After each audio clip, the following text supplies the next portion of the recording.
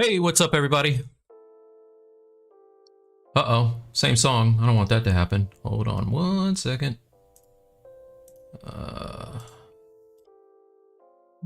Don't do that.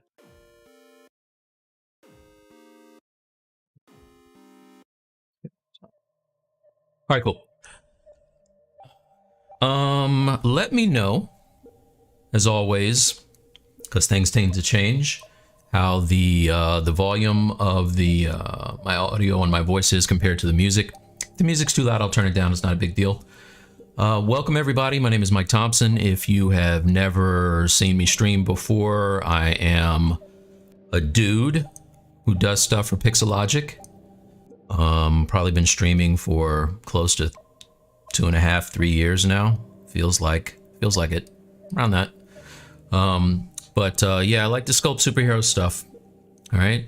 So I started in my Stylus League stream, which I do with Bradley, an Invincible sculpt with Shane Olsen. We had Shane on. It's a great show. And we started Invincible. So I have I started doing an Alan the Alien, and I have an Invincible somewhere. Yeah, and then I did an Invincible. I had a friend of mine, actually a student of mine named Bo, do some costume kind of sketch overs for me for the suit. And I think the last time I was in, I was working on Invincible posing, right? So on this one, I'm taking that Alan pose and going all in, or Alan static pose and going on all in. Hey HL, hey Cedric. Bristol, that's something. I'm using my phone for, using my phone for my, for my camera. But luckily, I've got a watch that does stuff, so I can't miss calls. But anyway, welcome everybody. All right, so I started posing him. Let's see, I think I have somewhere on here, based off of this Ryan Otley, I believe I'm pronouncing that right, pose, right? Really like this thing. It was dope. And so I posed Invincible based on him, and I posed Alan based on him. So that being said, let's move this over here. This is where I am now with this, which you guys are probably thinking, hey, it's almost done. It's really not. I got a lot to do here, but you can see that I started kind of working out the clothes based on this awesome color up that Bo did for me for the gear, right? So I'm starting to figure out the clothing now. The pose is kind of dialed in, but what I'm gonna do is continue anatomy for him and refine, right? I don't know if you guys are viewers of mine from older streams, but I started doing a Rick and Morty sculpt that I had this tentacle that's coming out of the portal at them. And I was like, hey, let me just use this thing because I never finished the Rick and Morty yet. Let me just repurpose and grab this into here and kind of turn this into a base. So if we turn around on this guy, you can see that he has the tentacle kind of coming out of or behind the asteroid, and then he's there. So this is where we are, and I'm using my 3D mouse from the good folks at 3D Connection. They laced me up with this thing, and I am starting to enjoy it. All right, so that being said, let's see, to create the pose, did you ZRemesh the body and start applying masks and move, or did you use another method? Great work, by the way. Thanks, man. So for this, I did it kind of the way that I always do, which is I maintain a really low poly version of the dude. Let's load an early pose of him. Alan pose. Let's get to here. So, oh, that's Invincible. Load. Really? I saved him as Alan. Alan pose. Maybe this one? That's invincible. Real? Load tool. Third time is the charm. There you go. Okay, so if we were to grab this guy and go all low on the topology, you can see I have a pretty low base mesh for him.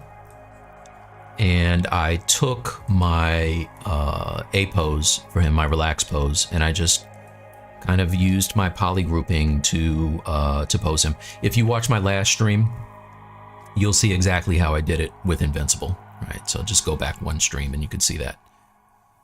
So this is what I had early on.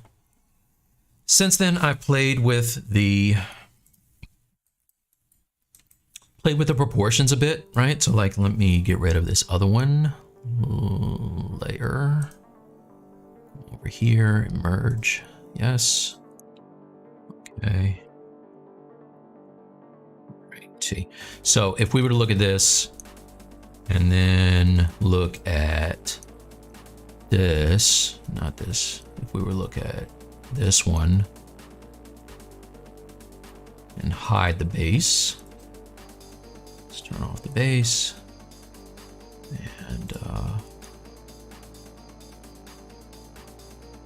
and you can see I made the legs a little bit smaller, right? Because I wanted him to feel more top heavy. And just went in and did some little fixes. So that's what I'm doing now, like the feet are smaller. I also just sketched in the hard surface stuff for the feet, and I have gone and started making a foot for him. Let's see, working foot, like a hard surfacey foot. I'll let you know right now, I'm not a big hard surface guy. Like, I kind of suck at it. If I'm being honest. However, oh, I didn't mean to turn on everything. Daggone it. All right. However, I've been watching the Kiosk Masons video with Marco Plouffe, and man, oh man, that guy's a beast. So anyway, that being said, this is me trying to figure it out. Let me turn off all this crap that's not supposed to be on. Turn that off. That off. That off. A bunch of stuff here that doesn't belong on. Anyway. Okay. Here, and turn this off as well. And come down here. And turn that off too. Right? So, anyway, this is close. It's getting there. It's getting there. So I'm going to take these feet when they're done and paste them onto this dude here. Not this dude, but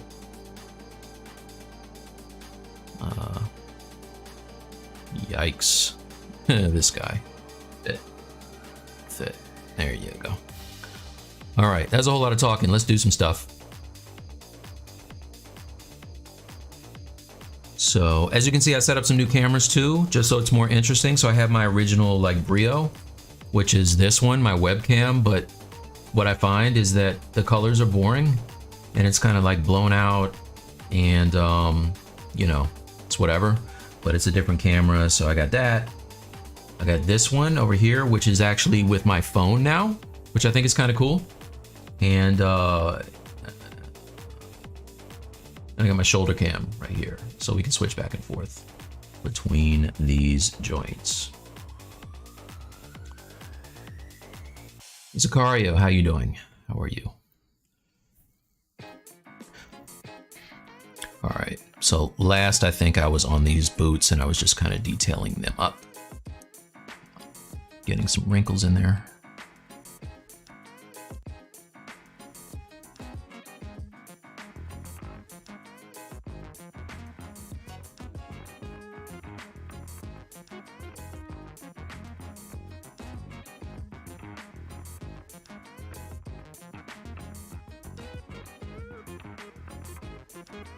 So I will be adding some hard surface stuff. You can see I put the, if I turn the colors back on, you You can see I put these little silver accents on his suit. So now's when it starts to get fun. It's just kind of deciding what I want to do with this. One thing I did not do is finish his arms. You can even see that I still have like the tool marks on there. So, let's get my other reference. I just had open a second ago. Open another one. Ref. This. And load recent. Bodybuilder. Is the bodybuilder. Where is my super suit? There it is right there. All right, cool. All right. So let's do this thing, yo. Come over here, grab this. I'll solo it out. Turn off these colors because they are really distracting.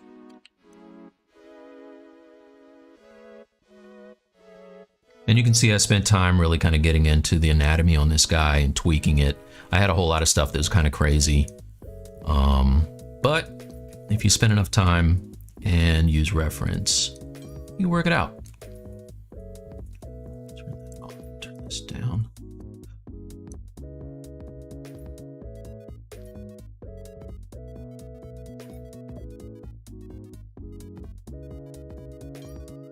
Thanks, Carlos.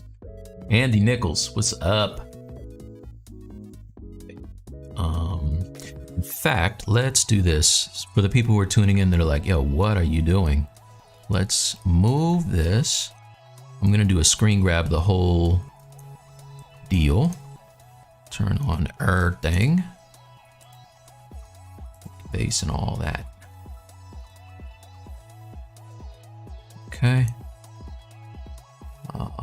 Let's kind of do some perspective on it. Turn on some color.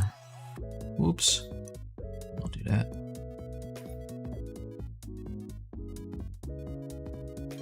Color. Where'd my guy go? All right. Let's turn on everything. Turn that off. And turn off the not in use. It is off. Let me turn this off as well. All right, cool. So, and as you can see, like I just blocked in this belt. This bag here is like just, I have dynamic on. This is just ZModeler.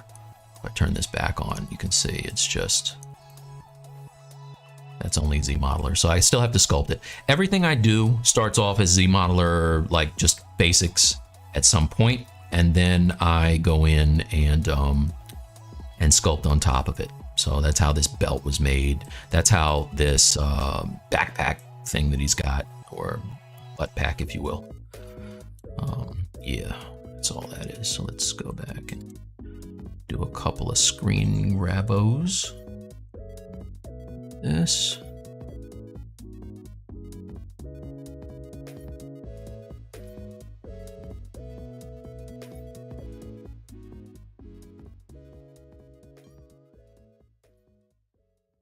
All right, now I can just work on him.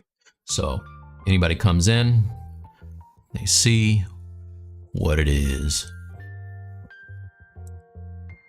All right, and those feet are placeholders, so I know they look crazy.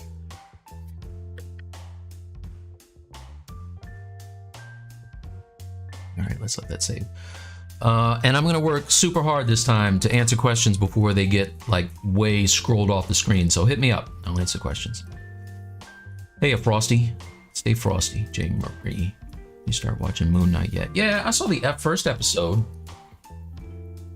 We'll see. That's all I gotta say. Could be cool. I don't know. First episode didn't kill me. Looks good. Thanks, Zakaria. Thank you very much. All right, let's grab this part. Make sure I have the, okay, this is just basic. Grab my startup material. Throw that on there so I can see what I'm doing. And then let's get some reference back in the mix.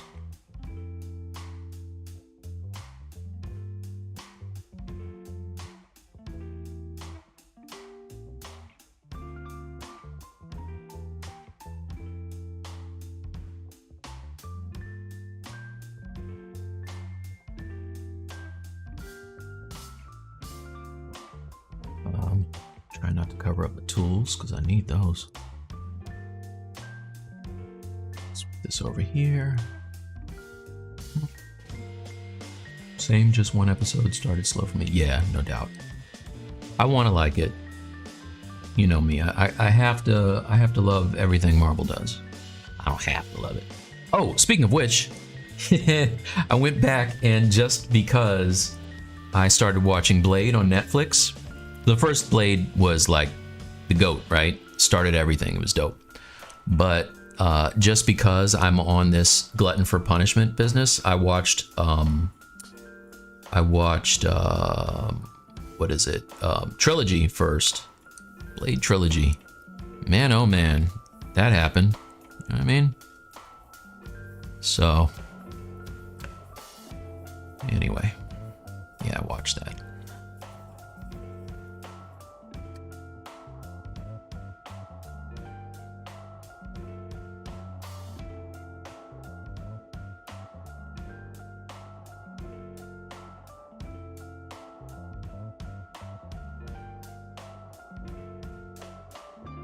Doing a little smoothing.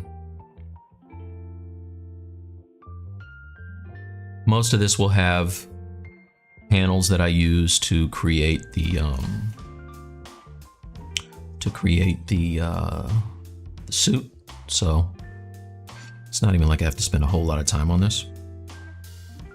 He didn't really have a whole lot of exposed skin.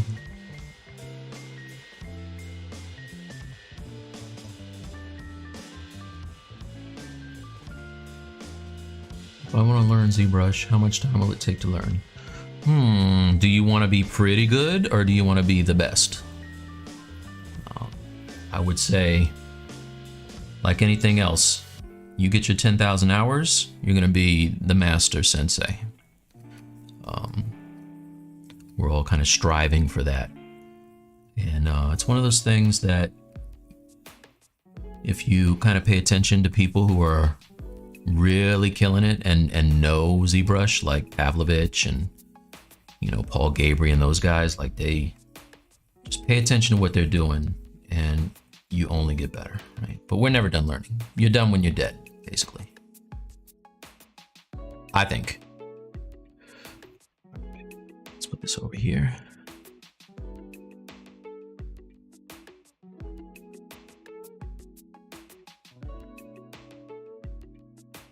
Standard brush.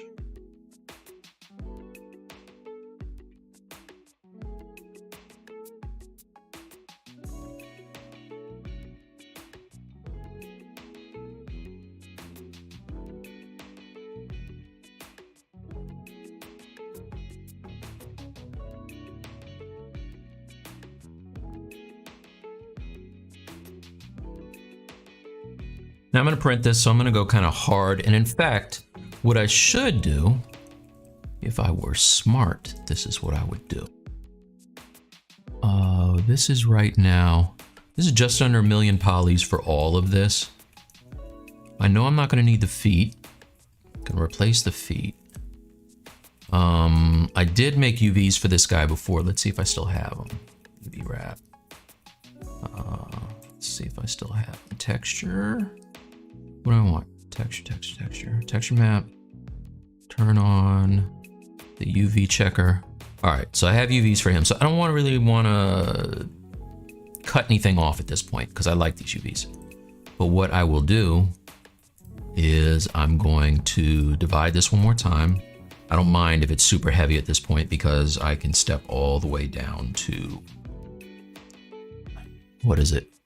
3,000, 4,000 polys, right? Or points rather. Let's step up to the top, divide it one more time. All right, so now we're at 3.6 million. That's cool, right? Because now I'm at the micro details and I can start to add some veins and really go hard with them.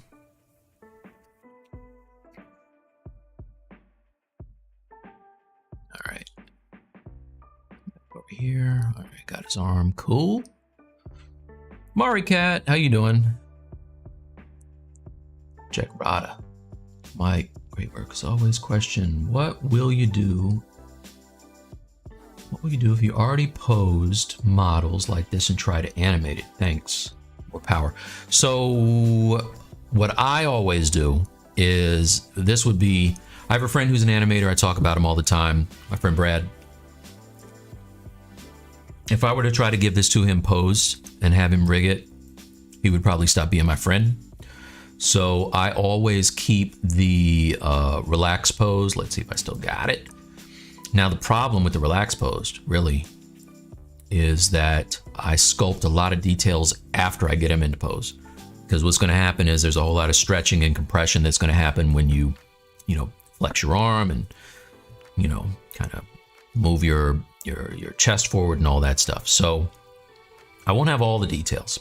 So I, in fact, did give Brad the A pose version of this guy, the relax pose version of this guy. He not only put him into he rigged him and put him into not only a walk cycle, but he might have made him do the crip walk. So look out for that. It's pretty exciting. See him doing little Snoop Dogg stuff right there. But yeah, no, you want to keep a version before you pose 100%. I can't see what I'm doing because this light is too much. Maybe I just want basic material. Yeah. And let's check the light. Maybe turn it down just a little bit. Yeah, like that. Intensity. Oh, I know what I said I was going to do. So the reason I divided it is because I want to make a layer for him, a recording layer. So let's do that. Let's go to layers and let's start recording. So what this is going to do, I'm going to do two things, right? First, I'll do three things. Make sure I really save this. So I'm going to store morph target. First I'm going to store the history save. Then I'm going to store a morph target as well. Where is morph? I'm not seeing it. Visibility. Oh, here it is. Morph target. I'm going to store morph target. Okay. And now I'm going to go do my layer recording.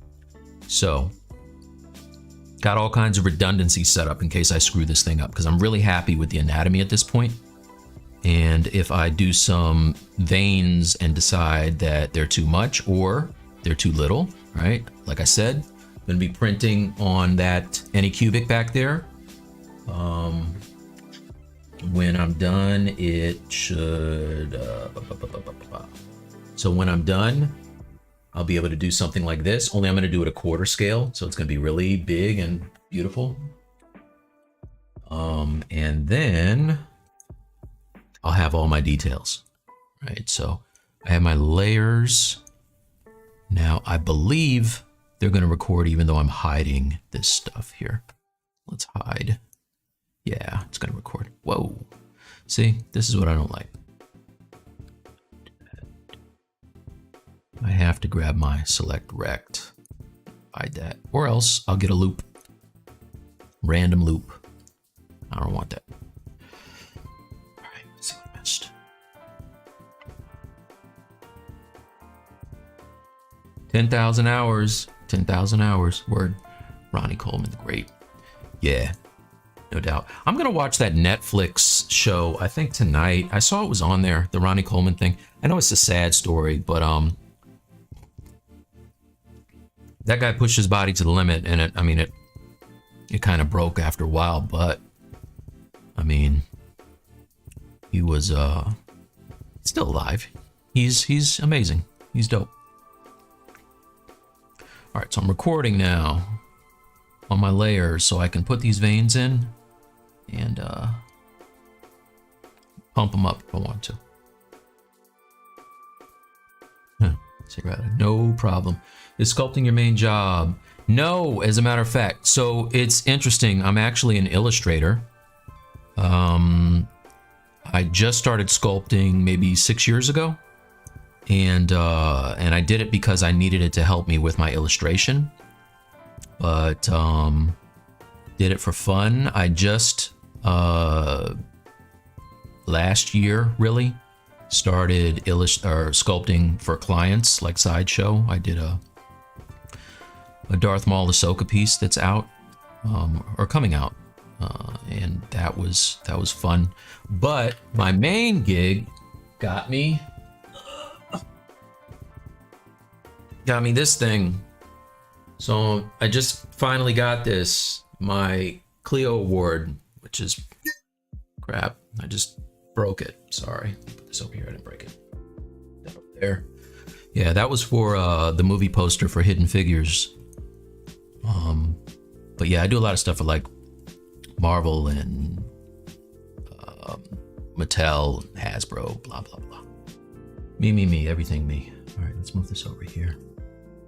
I need a really vascular dude. How about this old dude? He should be way more vascular than he is, but he's not. I know I got. Oh, this guy's crazy, veined up on the back. Here you go. Yes, this is the guy right here. Let's use this dude. All right.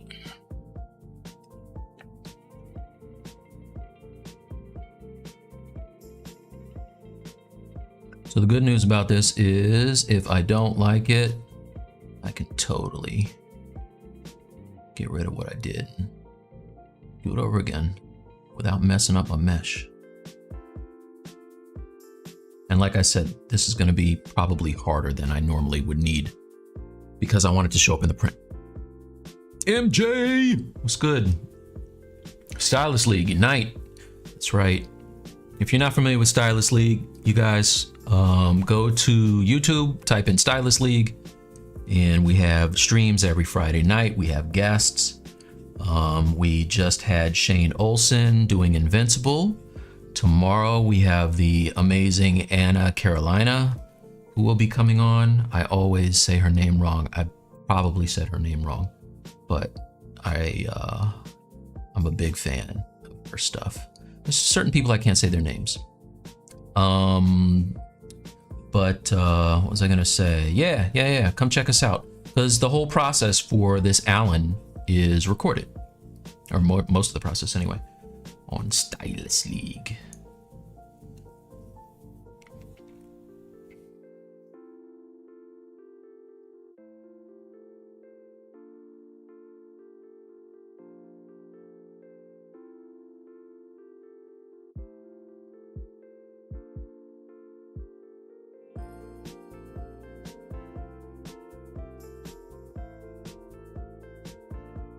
So by having these lower subdivision levels, you guys know when you really subdivide up super high, it's hard to smooth. So what I like to do is keep those low sub-D levels and then step down, and then I can smooth with no problem.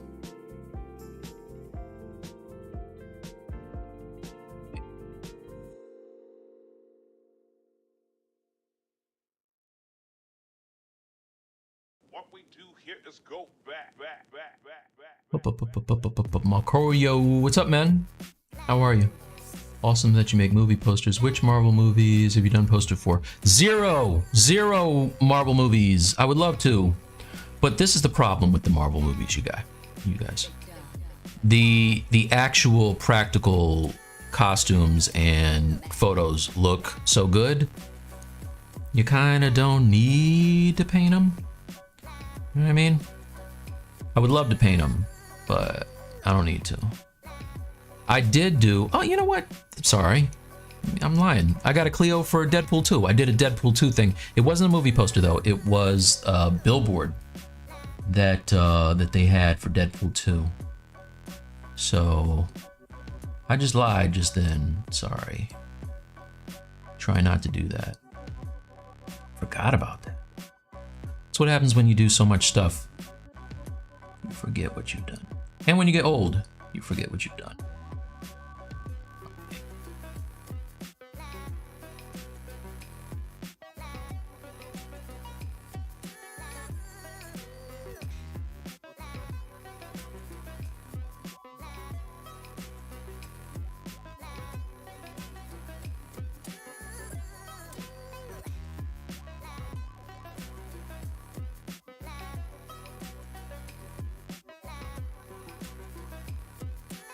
Hey. I find it funny how through my search for anatomy, learned about bodybuilders, the differences you see in the frame.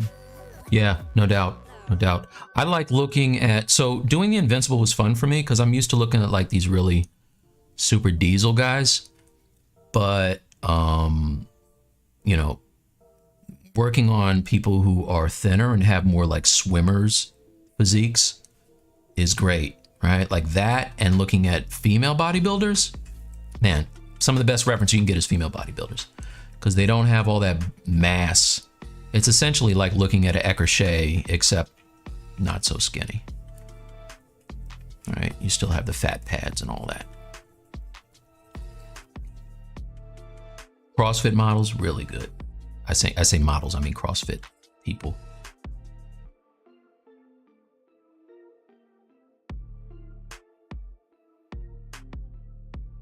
Yeah, it's too much. And the good thing about this, if I get greedy and I decide I don't like it, because I stored a morph target, I can grab my morph brush. Let's see, brush, morph, grab the morph brush, and then I can kind of paint it back. Yeah, look at that. Beautiful. Can't make a mistake. No mistakes. All right. Here's that. Sergi, thanks. Sudhir. Hey, man. What about your Civil War poster?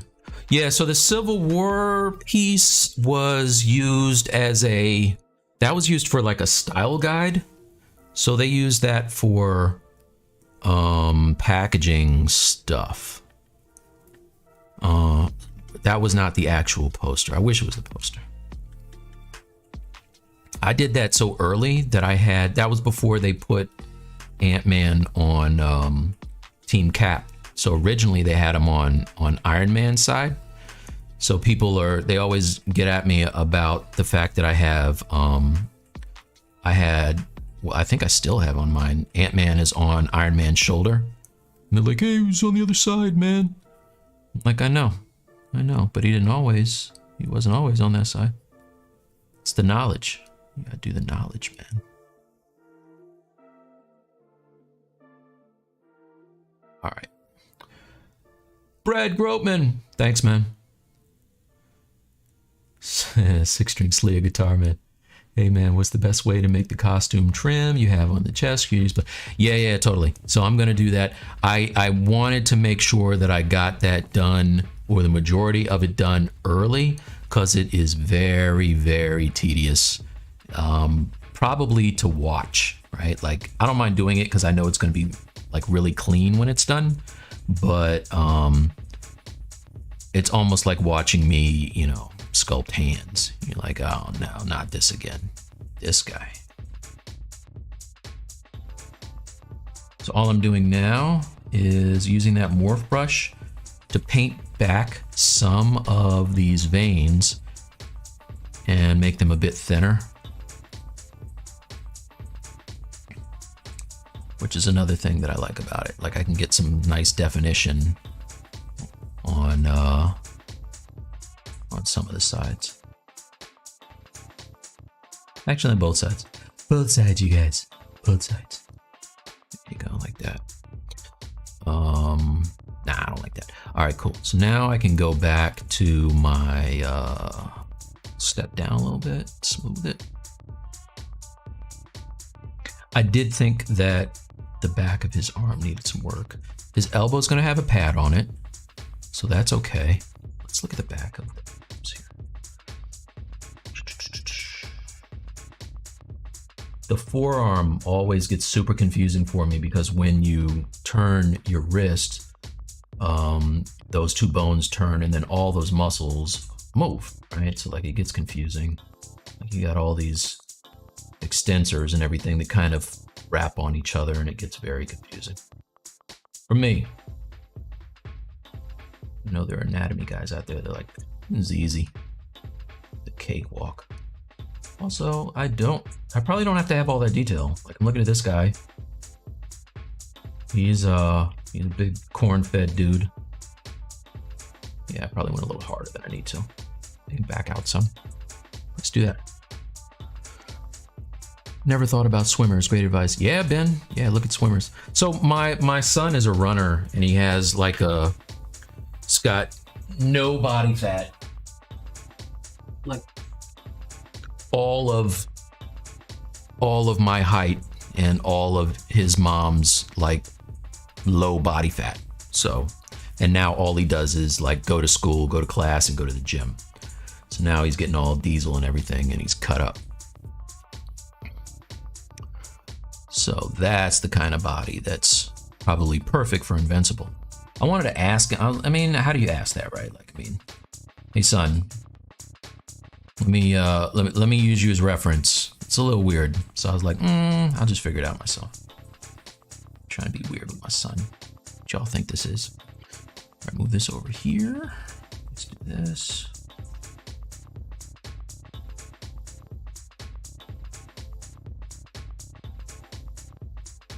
Actually step down even more. Smooth. This is why I really like having lower sub-D levels, because if there's, you know, wobbliness to the surface that I want to get rid of, I can just step down, smooth, and I keep my higher the details from the higher sub-D levels.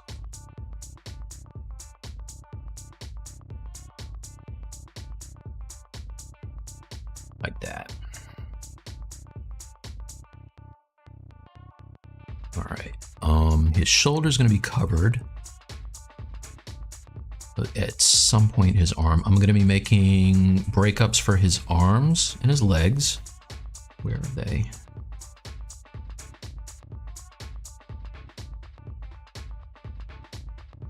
Back. Yeah. Shout out to my student Bo. He's a really good artist, and he has a head for technical stuff. So I gave him this, and he started kind of doing a draw over. So I'm probably going to do. I like the dark one actually. Maybe I'll do this. That's kind of fresh actually. So that being said, I can at least draw the lines on here now. Let's do that, and I can figure out how to make panels for him. See. Okay, hey Mike. Love your work. Have a question for you. Is there any way to start ZBrush with viewport full screen as default? Full screen? Do you mean like when you hit tab and your border kind of extends a little bit? Is that what you're talking about? So like if I hit tab here, like that, let me know. Because every time I open it, it's full screen. I need a little more info.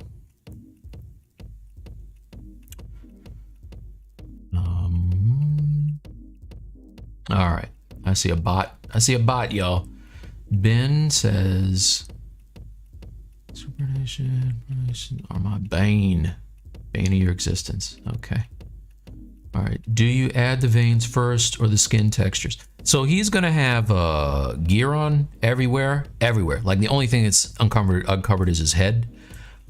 So normally what I would do if I were doing just the Hulk or whatever is I would do make sure my muscles are right, all of my volumes are right.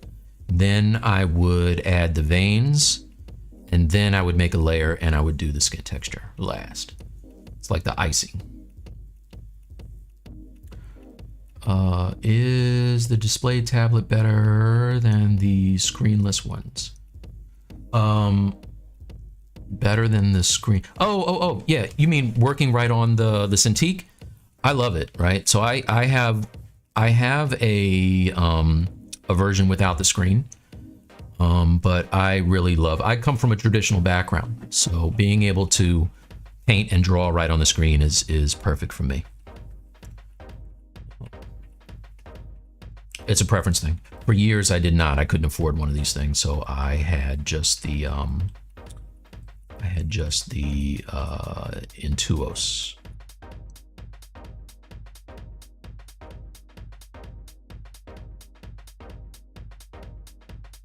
All right, then we got some wavy waves over here.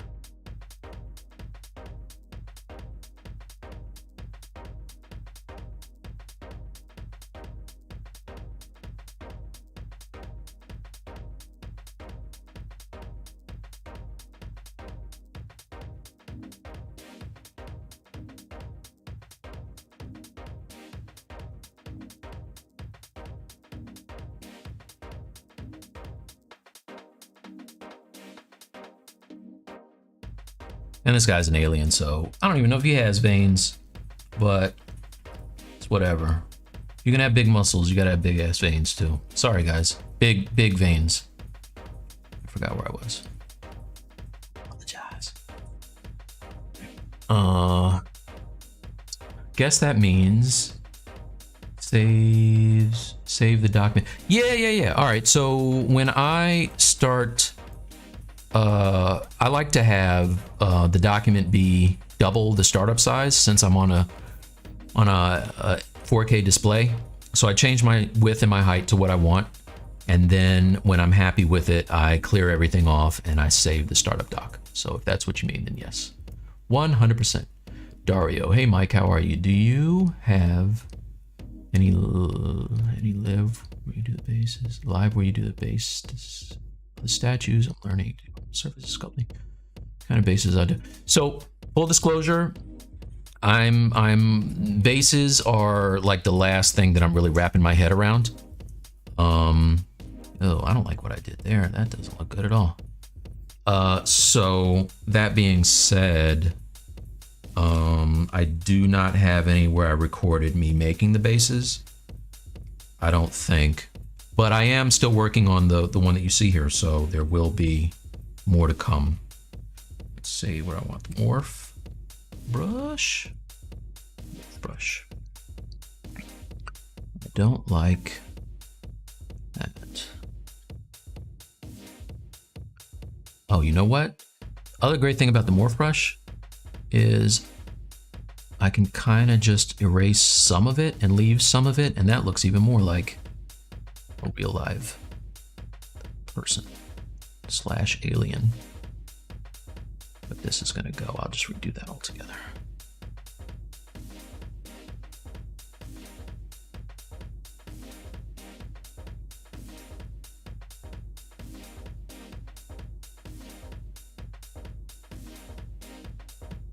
Certain areas.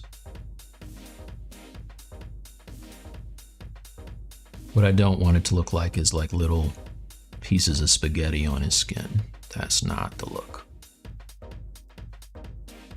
Oh, having it disappear in certain places and then pop up is good.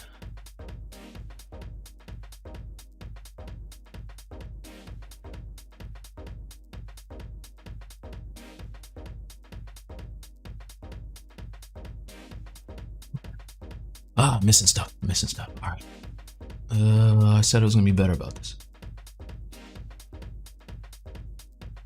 When I open ZBrush, the viewport is not very big.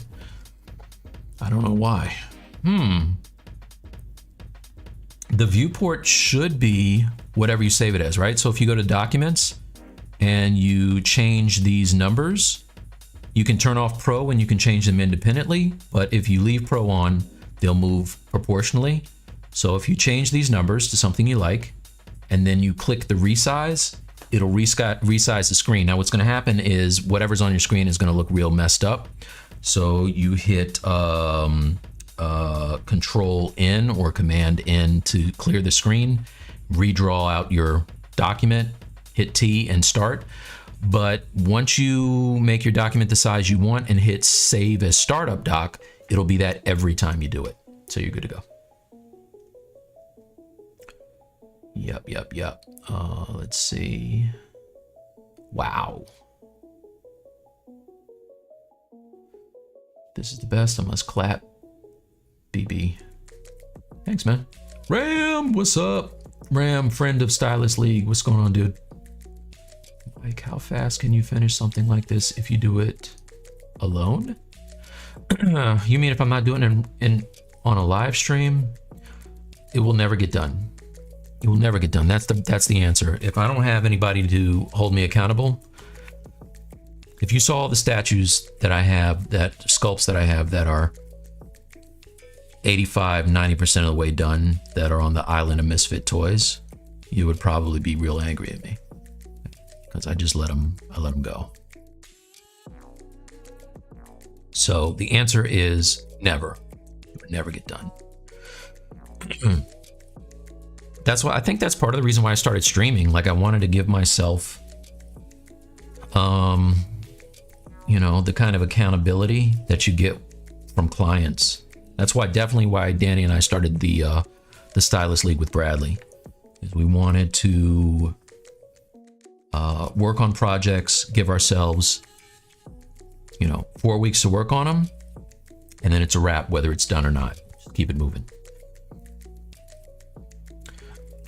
Due to too much gaming says, hey, could you give a quick review of the main steps you do between subdivisions? Like what to focus on, 1, 2, 3, 4. Yeah, sure. Absolutely. All right, so let's bring this guy back. All right. And step down to the lowest sub D level. Okay. So lowest sub D level, all I'm doing at this point is I am polygrouping, right? Let me get rid of this other stuff. I'm polygrouping so that I can pose, because when I'm at this level, the guy's in a relaxed pose. So polygrouping, and then getting in the volumes. So I start doing the volumes. At this point, you can still get it looking very much like what the final piece is going to look like. Like if you're looking at this, the deltoids are all kind of what I want. The pecs are what I want. Didn't always look that way. It looked crazy at first, but I'll use my standard brush for this and my move brush. A lot of move brush, right? More than you would think. Just me kind of pulling and pushing points. Right, so then I step up when I get to as much detail as I can get at this level. Then I'll divide, right? Step up a little bit. Now I can start to define the abs and, you know, the serratus and stuff like that. You know, really start to dig in around the bottom of the pecs and make sure that there's a good transition, that kind of stuff, right? So that happens. Do as much as I can on this level, right? Let's turn off polygroup so you can see what I'm doing. And you can see, you can get a lot of detail, right? Like, this is a lot of detail. So I'll do as much as I can here, then divide. Now, at 60,000 polys right here, I have almost all the detail that I'm gonna need for this thing before I get to the high frequency stuff. So this is me going in and same deal, use my move brush, kind of pulling things around until I get it to look the way I want. And then that's when I would stop, right? At that point. So if I go to my version where he's not posed, is that this one? No, it is, I thought I opened it. Maybe I did not. Load tool, Alan the alien, open. Say, all right, so you can see this is what the guy used to be. Okay, that's fine. This is what the guy used to be at first. Let's turn this off. I was just kind of figuring out, all right, dude, let's get off this brush. Hold on. Okay, get to the move brush. So this is what he used to be, and then I went in and started really refining it because I wanted him to be chunkier. I wanted his torso to be really wide and all that stuff. So if we go to the next one, load tool. Let's actually go to 3. Let's see what that looks like. All right, so if we go to 3, there's the original. Here is me starting to get the details in there, right? And you can see that this one is 600,000 polys, which is higher than I even needed, right? So if I step down to 38, that's all the definition that I really needed for a pose. I didn't want to do any more because it's going to get real wonky when you move stuff. So I kept this. I think I might have deleted the higher subdivisions because I knew that I was going to be resculpting the muscles anyway. And I have my groups, I believe. Let's see.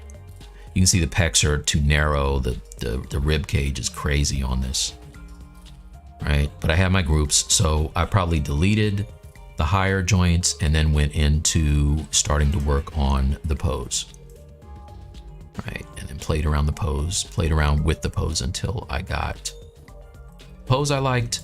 When I posed it, obviously there was stretching and stuff got kind of messed up with the joints, so I resculpted. That's why I don't like to spend a whole lot of time. People ask me all the time, hey, why do you jump out of symmetry so early? It's because I'm gonna be resculpting all that anyway. You know what I mean? So 6 on one hand, half a dozen on the other. Anyway, all right, let's see. Like what you're seeing? Like what you're seeing? Tune in for our next ZBrush breakdown.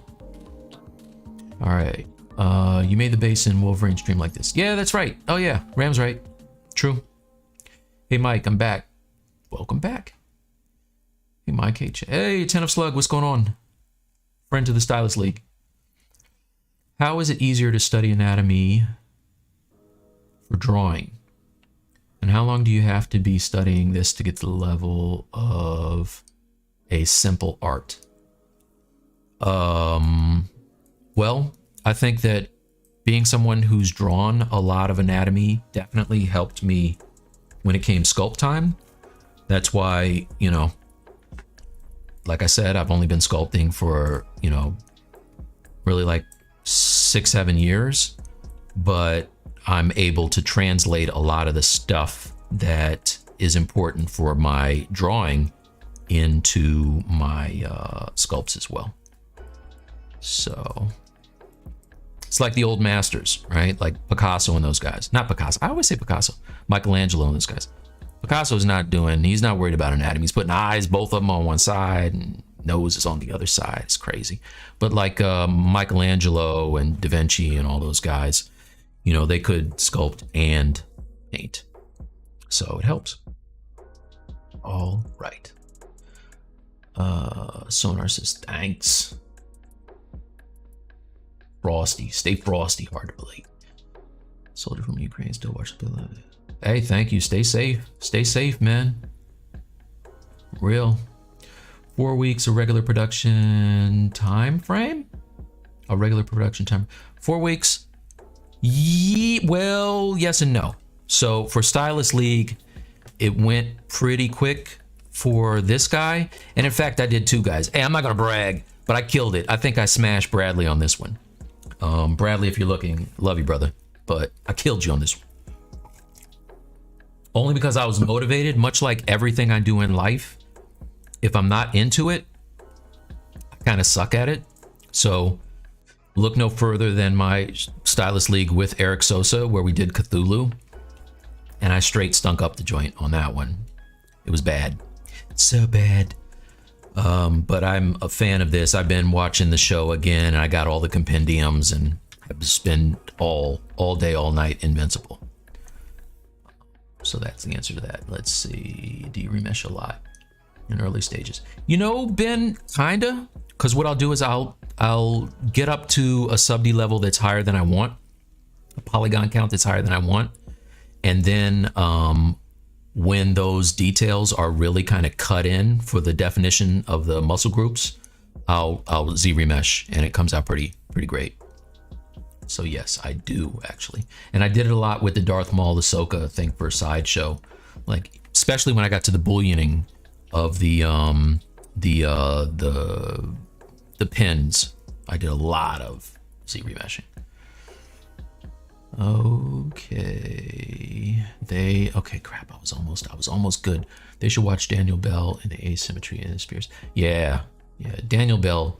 So I always talk about how much I like Daniel Bell. I have a lot of his statues, and he's just, his personality's great. He's just a real dude, like a really good guy. And I met him when I was in Argentina and he's just a really dope guy. So yes, watch anything Daniel Bell. Hey Mike, I have a question for you. Can you please share your journey? I would very much love to do the journey. So sure, I'm gonna work while I do it, because it's, for me, it's, I don't like the voice. I don't like the sound of my voice, but I'm gonna do it anyway. Yeah, so I started as a t-shirt artist back in the day. This is like not a sculpture journey at all. But I started as someone who enjoyed making t-shirts, and also a hip hop fan. So I did a lot of just whatever the song of the summer was, you know, Will Smith, pre-slap, back in the Jazzy Jeff days when he wasn't a maniac. Did I say that? Sorry. The views of Mike Thompson don't reflect on Maxon in any way at all. He was wrong. But yeah, no, back when Summertime was a big song. You guys are probably all like, that was before my time. Yeah, I worked on doing artwork for t-shirts, and got into it, enjoyed it. Started doing work for companies like Echo Unlimited, which was a young men's brand that focused on urban wear. And then I always wanted to really be an illustrator. Like that was the thing I wanted. So got an agent in New York, thought that was going to do it for me, and got rid of my agent in New York. And then I just grinded, right? I would grind until I got jobs, like, you know, Coca-Cola commercial and things like that. Then fast forward to working on stuff for Hasbro, for like G.I. Joe guys. And I really had a hard time figuring out the, like the helmets and the tactical gear and all that stuff. Just the way that the light falls around it would confuse me. So when it came to the illustration, if I'm just making it up. So I have a friend who used ZBrush. At the time, I was like, well, I don't know how to sculpt, but there's this program called Poser and Daz that I was like, I can get their pre-made characters and then, you know, go on their marketplace or whatever and get these, you know, fake suits and tactical gear and stuff and put them on there, and it helped me, right? At some point I realized it's kind of like building a lightsaber, right? So like the first one you build is garbage. Then at some point I realized I needed to learn ZBrush. And I've always been a statue head, always loved statues. And I was like, you know what? If I learn how to sculpt, I can make my own statues, and I don't have to spend thousands of dollars on stuff from like Sideshow. Little did I know I would continue to spend thousands of dollars of stuff on Sideshow, because their stuff is dope. And eventually I just kind of, I don't know how I even got caught up with Pixelogic proper. Like, I think I reached out to them. Maybe they reached out to me. I can't even remember. It's been a minute. But, you know, met Paul and those guys and really liked them. And started doing this. So it's a long, boring version. I told you own that. Ram. Don't say it out loud, dude. Don't say it out loud. All right. Okay, I missed a lot of stuff. I was talking way too much. How would you fix the stretching when you start posing? Just resculpt it. That's what I did. So if we go back to that Invincible that, who was asking about that? Ram. If we go back to the Invincible, I think the early version, is it this one? Nah, I don't know. That looks a little too good. I think the other one's even worse. Let's turn off the color. Yeah, that's before I started resculpting. No, that's after I started. Before? After. Okay, so This is what I did for the stream. If I turn on everything, you can see it. And yeah, it's crazy. Like I mean, it's close. It's not terrible. It didn't get too stretched out, but it's kind of messy, right? Like the serratus is all screwed up. Ribs got all stretched out of place.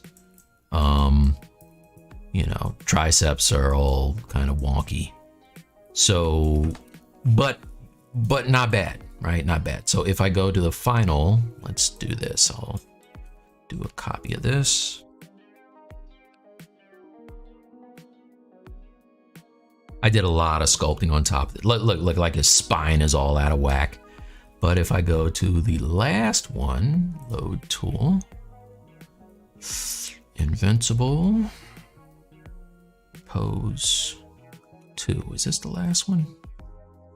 Believe it is. I haven't done anything on him in a minute.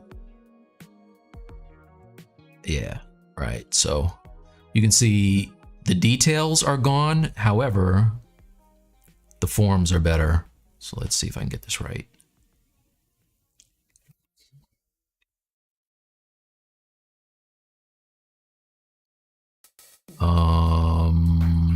Right, so like the arm is getting there. This is all, it's a process, right? Like it's not one of those things that you just pose it and he's good.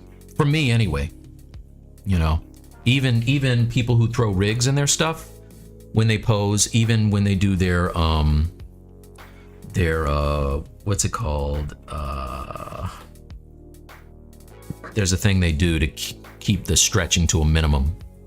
But even when they do that, it's not, you got to mess with it after the fact, right? So this is what I got so far on Invincible. He's getting there. I think I want to do for the base for him. Somebody was asking about me doing the base. I'm pretty sure I want to do either him over one of the Mauler twins or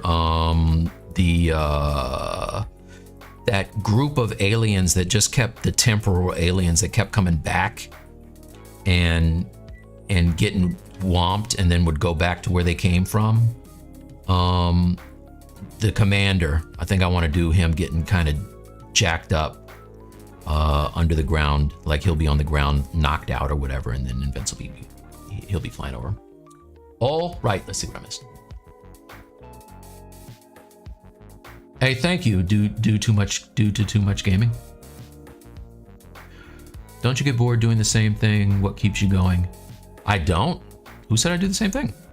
Paint posters for movies, do superheroes for myself, and then do other stuff for Sideshow.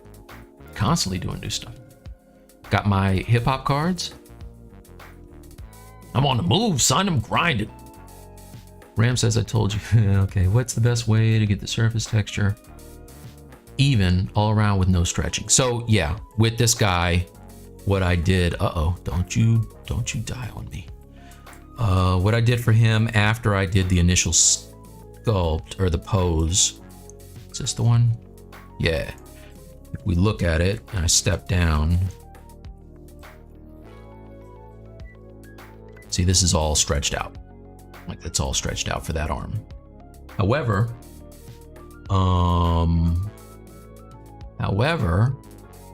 I just smoothed it and then resculpted it. So after doing some smoothing and resculpting,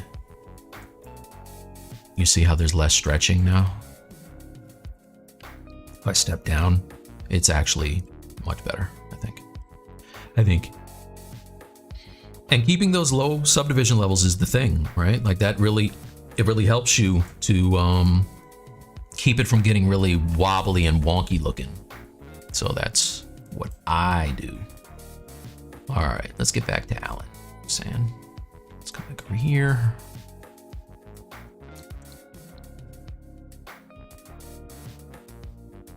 Right, I'm gonna put the other one over here. Oops. Come on. Put you here.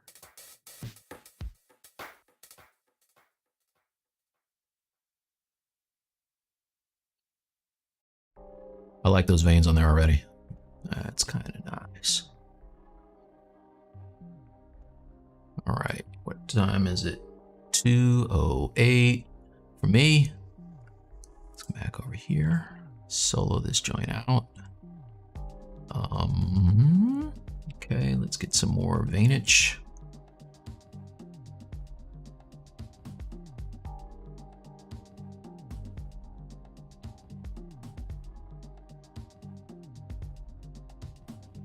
That's good. Righty.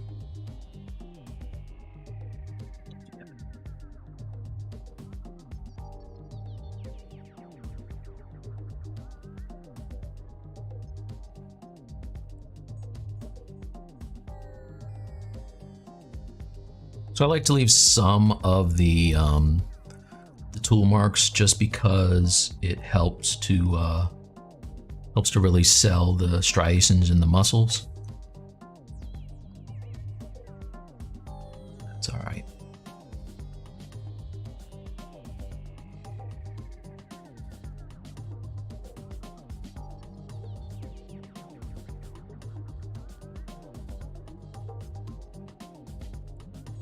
And somebody was asking me earlier about using the tablet with the screen on it. Another good thing about this is I'm able to, you know, really vary my pressure and see what I'm doing with the brush at the same time on the screen, as opposed to working down here. Like, this is the other thing. I used to do paintings where, let's switch. So you can't see because this is on. Let me turn this one off. All right, so imagine my hand is here, right? So I would constantly have my hand down and work. And when I was doing the G.I. Joe guys especially, I found that I was working for 12 hours, you know, sometimes 10, 12 hours. And it was, I was starting to really get problems in my wrist and my hands. So that's another reason why I switched to the Cintiq. All right. Oh crap, I'm behind. I said I wasn't gonna get behind. I was doing well for a while. John says, cheers. Cheers to you. Chime, hey bro, how do you choose your color for the characters, bro? I kind of use the reference of who I'm working on. So this is the hero costume that I had. And if we go to Photoshop, so this is similar to this thing. Where's the other one? Nah, where's the one with color? Hold on a second. Actually, let's do this. Hide this. Hide this. Come over here to this one. All right. So this is the suit that this is based off of. And as far as the colors go, I didn't want to do, so we had Shane on the show, like I said, and he was working on the suit from the cartoon, from the animated show. So I didn't want to steal his thunder on that. And then I also really liked this one. Love the proportions of him here. He's so chunky here. It's crazy. So I was like, all right, that's what I want to do. I want mine to look like that. And for the skin color, rather than going with this really red, because his suit is red, I went with the pink from everything else. So that's the way that I did my thing.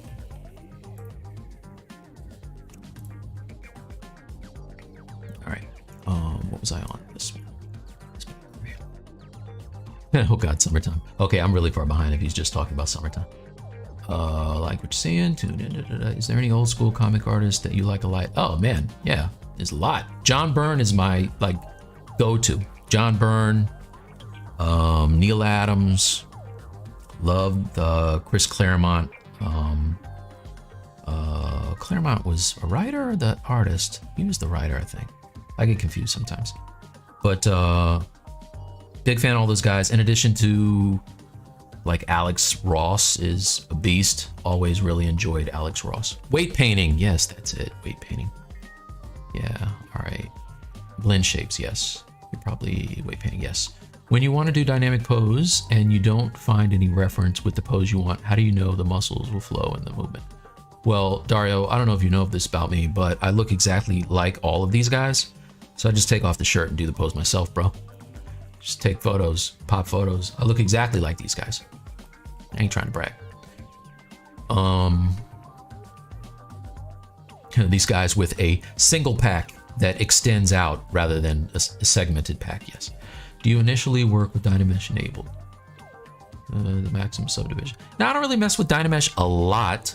I have been using it for, where I really use Dynamesh is when I get to my cutting and keying phase.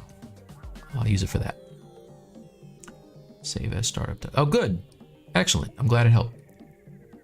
100 messages. Hey, Mike. I won't miss the chance to say once again, you're great. Hey, thanks, David. You're great, man. Ben, lots of talk about levels of polys. What situations do you decimate? Also, with your background in painting and illustration, do you use your wrist a lot more than arm movement? That's an interesting question. Do people use their arm more than their wrist when they're doing stuff? I don't move my arm too much, but probably more my wrist. And then the other thing was you were asking about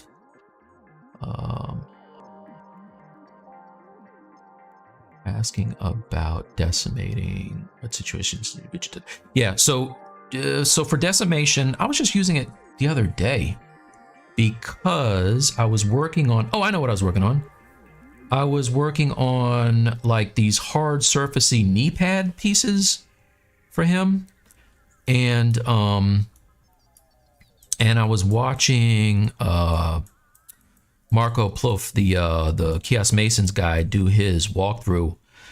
And on some of his stuff, he would just decimate, and then he would use the H polish, and then he would get out of here, and then he would keep it moving, and then at some point he would re-topologize.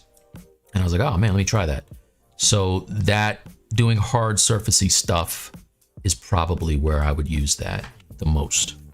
Mostly come out at night, mostly. All right. Ram says, all your sculpts are great, Mike, but I think this is the best one yet. Better than Venom. It's hard. It's high. Hey, thanks, man. It's high praise, bro. Thank you very much. I appreciate it. What does cutting and keying mean? All right. Cutting and keying is this. Oh, gosh. That was expensive. Oh, no. It's this guy. Okay. I knocked my arm off. You sank my battleship. Nobody knows what that means except Ram. All right. So cutting and keying is when I'm working on a statue, or you buy a statue from like Sideshow or whatever, and it's a big character. More often than not, you're going to have parts to it that fit into slots, kind of like a puzzle. So if I'm looking at the inside of his arm here, that square is for a key to fit into. So I will make for this arm here, it used to be at the end of it, it has the male key, and it fits into like the female kind of square part there. And then I would just put in some filler and sand it, and then I paint it. So that's how that works, right? That's how I put together the body and the head and all that. So the printer behind me, although I can print big stuff, if I want to print really big stuff, which I do, like my Hulk is massive, right? So let's see. Here's the head for my Hulk. And the head is let's see if I can get it to focus. There you go. Oh, I love the camera. I love the camera. So the head on this is this big. If I showed you his body, you would like freak out. His body is like almost as big as my son. I'm not even kidding. My son is as tall as I am. But I did that by printing out multiple parts on my PLA printer with the keys, and then I put it together and did the thing. All right, let's go back. Marco streams on Twitch. No, bro. Let's see what I miss. Okay, I was taught by my art school teacher to use my arm more. Word? Oh, Ben, we gotta talk. Tell me what that's all about. That sounds interesting. Shrug? So like this kind of a deal? That seems like a lot. Does your neck hurt? Tell me more, Ben.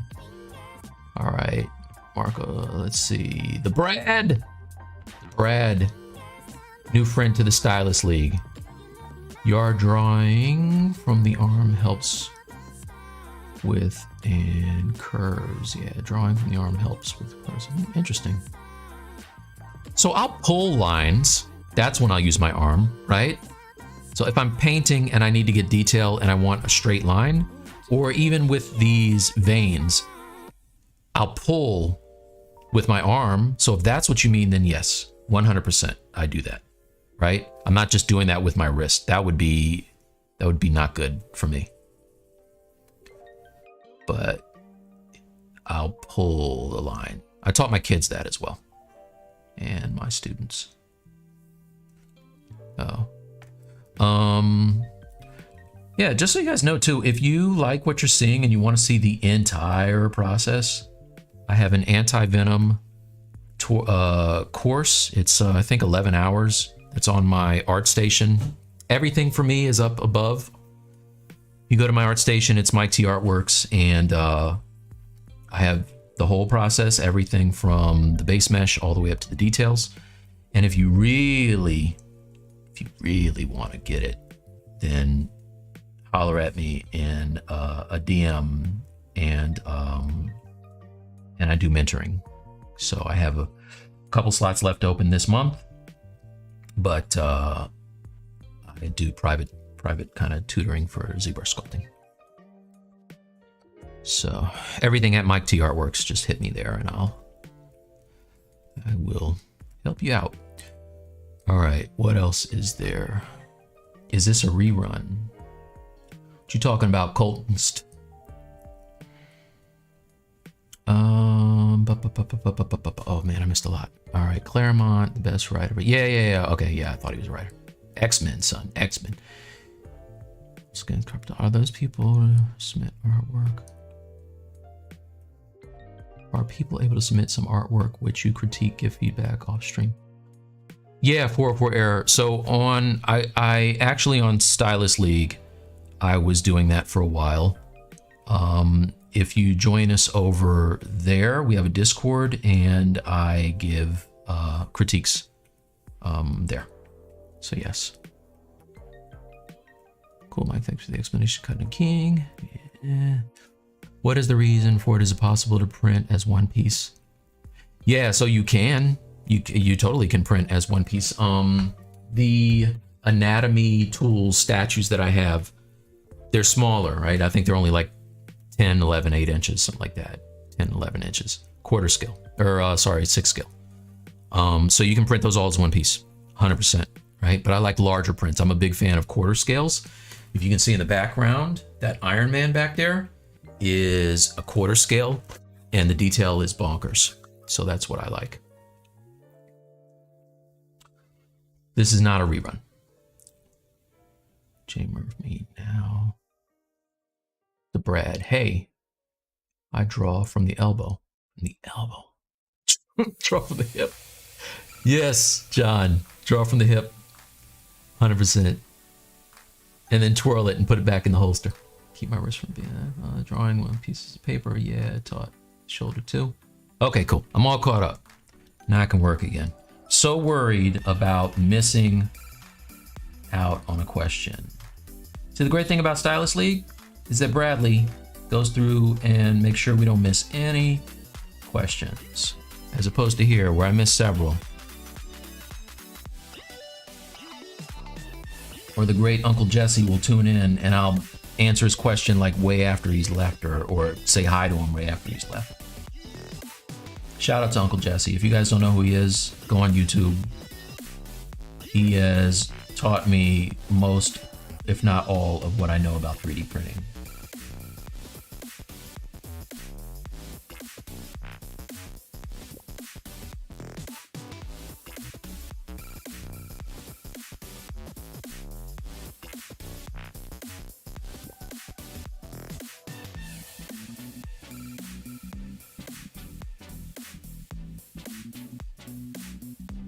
Okay, so that's good for now, I think, right? Like, that's a lot of veins. And they're on their own layer, which is good. So, when it comes print time, I can duplicate that layer. That's a cool trick, actually. Let me show you that if you don't know. If you don't know, you better ask somebody. So if I go back to my layers and I turn on everything and I stop recording, because I did all these layers or all these veins on a layer, if I decide I do not want them when I do the panels for the clothing, I can just turn them off, right? Like so. Or I can, if I want to print them and I'm finding that they're not raised high enough, I can duplicate the layer. So let's see, if I hit duplicate layer, now it's crazy, right? Like they look way too, it's too much, Mike, it's too much, too moss. But when I print it, remember this arm is only gonna be this big. So, and the printer is going to, it's gonna have a better time keeping detail that looks way too much for the screen. So, or just turn it down, right? Like let's turn, oops, don't record, don't do that. Crap, didn't mean to do that. Hold on, let me turn this color off so we can see what we are not doing. Get off. All right, so if I go back to the layer now and I slide the slider down, see how if I turn off the eyeball, it's more than it was, but it's not. If it's too much, I can turn it down. All right, that was a whole lot of explaining for something easy. Daniel Williams, how you doing, man? Daniel Williams is a very, very good sculptor. Very good sculptor, traditional and digital. Thanks, Attentive Slug. Life with Steph. Can you show us some stuff you have 3D printed? I could, but I'd have to kill you. No, I'm just kidding. Yeah, hold on a second. Hold on a second. Let me switch to this one. Give me a second.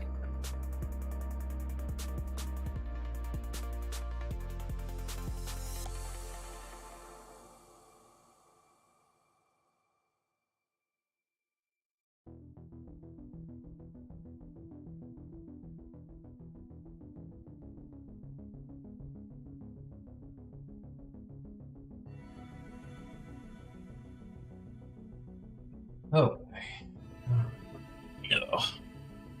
Switch back to this. Right, and this one. Okay. So, I did this for Nike. This is Zion Williamson.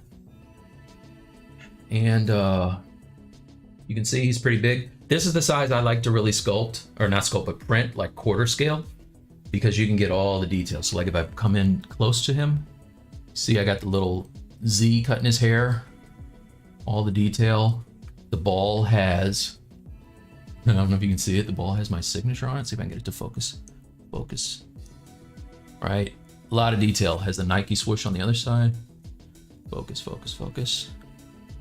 Right, so that's that. If we look at his shoe, I have, oh, come on, don't look at me, don't look at me, don't look at me.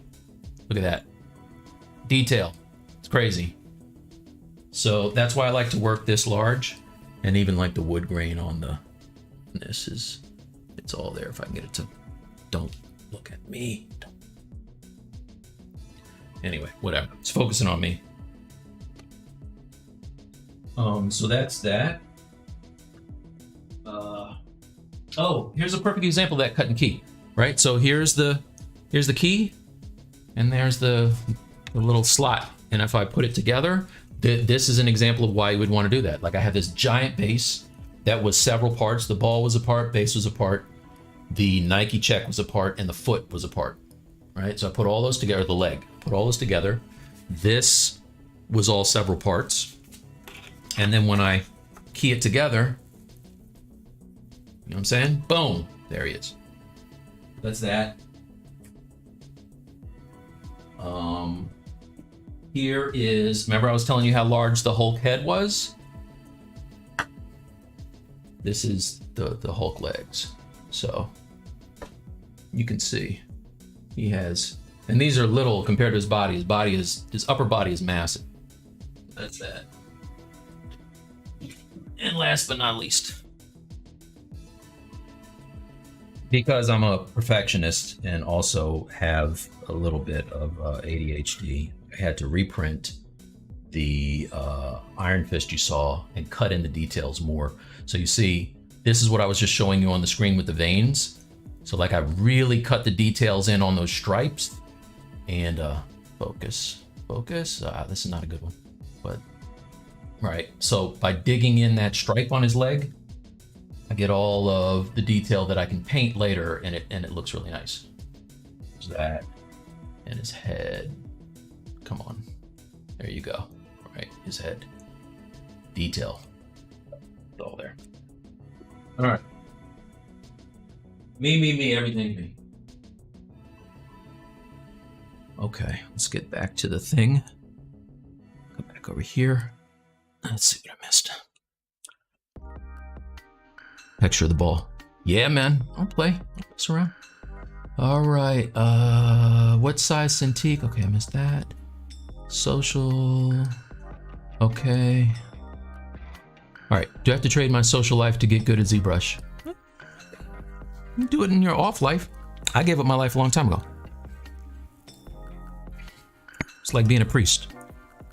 Gotta dig in. What did I miss? When is the next Stylus challenge coming up? Okay, so we're gonna announce the one that just finished on Stylus League.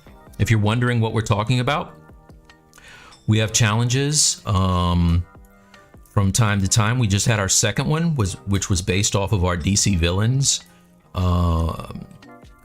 segment with, I think it was with MJ. Was it MJ? I think MJ Sculpts did that with us. And so everybody that's in the Discord was allowed to make their own super villains and submit them this weekend, or not this weekend, but I think Friday. Bradley, Tony, and I, and Brad and I will be judging, and the winner gets a. I never remember the tour box. You guys know what a tour box is? So a tour box is like a little kind of a device thing that has macros on it, and Bradley swears by it. It's his latest acquisition, so he has a new one that he's never used that he's going to send to the winner. So the new one, the next contest is going to be probably announced while Anna's on, probably at some point. All right, Cintiq is a 32 Pro. Finishing work on some board game minis. Opted to skip this round. Ben, come on, man. Do both. Why do you always close your object where you don't give just a thickness for the surface and sculpt on it? For example, the head of the Invincible where the mask is closed where the mask is closed and the head is on it. So I don't always do that. If we look at this guy, I know what you're saying, but if we look at this guy, I did an extract for the arm piece here. And then if we turn off solo, I did an extract and then I used that edge to create the piping, right? So if I turn on just the piping, you see it looks crazy here, but if I turn on the extract, you can see that it works out just fine. So I don't always do that, but I do sometimes, and that's just a printing thing. Like I'm worried about it becoming, I have two collars on. I didn't know that. And that's just a, I didn't see, I didn't even have two, you guys didn't tell me. I have two collars on. Let's cut off the polo collar. We don't want that. There you go. Booyah. Back over there. Come over here. Yeah, so there are times, like even on his head, where it is in fact closed, because I will boolean this out of the other one, and I want to make sure that I have a nice closed area for that key to fit. So that's why I do that. Hey Mike, before you start, compose and Photoshop your model, do you change the DPI to 300? You don't touch the red or loose? Yeah, I come from an illustration background for print, So everything I do is 300, whether it needs to be or not, always, always. How do you apply different textures to the shirt? The superhero like Captain America subgroups, cut it into pieces, can't find anything about it. Yeah, so that's what I'm doing at this point. If you look at the dude, this piece that is on his chest, I made from doing an extract of his whole body. Cut this off. So like this piece right here, if I turn on polygroup, I made this extract. If we solo it, you see it also has thickness. And now what I could do is I could take this piece. Let's try it actually. Let's clear this. Let's see, clear this. Let's make a clone of it.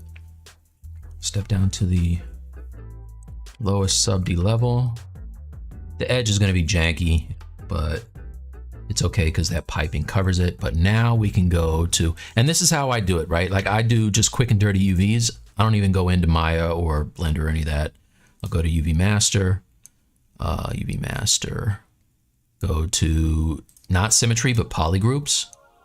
And then I will hit work on clone. Okay, here this is. Do a quick unwrap. And then I'll flatten it. Okay, so this edge is nothing to me. I don't care about the edge. All I care about is pink part, really. So I can grab this part here. Oops.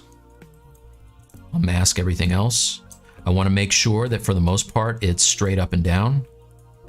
Don't care about the inside at all. So I can make this larger. And this is what took me a while to figure out as somebody who doesn't come from a 3D background, is depending upon the orientation of your mesh is how your texture is going to line up on it. So if I have this in this direction, it should be fine. I'm going to leave the other one laying down like that just so you can see that it is sideways. So now I'll just say, also the larger you make it, the more detail you can get. So I don't care, like I said, about the inside or the side, so they can stay small and this can be big. If I wanted to really go like full ham on this, I could make this huge, right? I can make it really big, fill up that texture space here.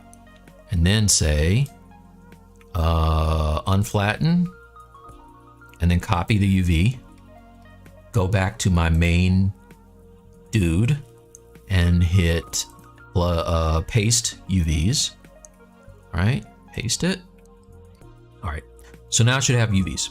So if we go over, turn off the poly paint, turn off this skin shade for, I don't know what, so Mike Pavlovich, please tell me why. He loves skin shade. I don't like skin shade, man. It's too hard to see. It's super hard to see. Blows out everything. But Pavlovich does good work, so I'm gonna leave him alone. Okay.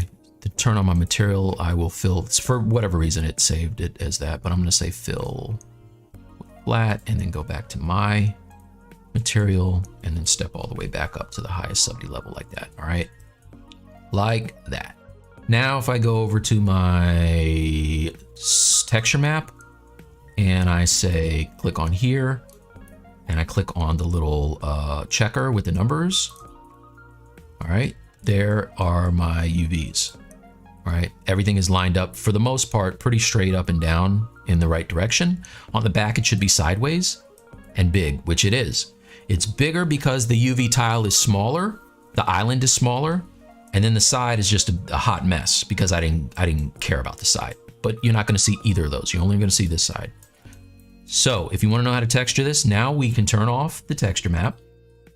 We can go into surface. We can click on noise. And if I click on alpha and I find an alpha, which somewhere over here, oh no, don't do that. Go over to my computer and the main drive and the, no, not this one, the C drive. Where's the C drive? C drive, program files, ZBrush. I should have like a quick thing to get here. Pixelogic, ZBrush, alphas. All right, I have my fabric alphas and I can go and pick out one of these. No, let's do this one. Let's do this one. All right, so now after all that, if I wanted this to be a knit texture, like say I want this to be like a kind of a dense knit, I can click on this and say, okay, open. All right, let's zoom in on this and move it down. Now you can't see anything yet, but if I turn off the noise, and increase the scale of the alpha, we can see it's there. It's just not, the strength is too low. So turn it up. All right, there it is. And then if I scale it down, it starts to look more like a knit, like that.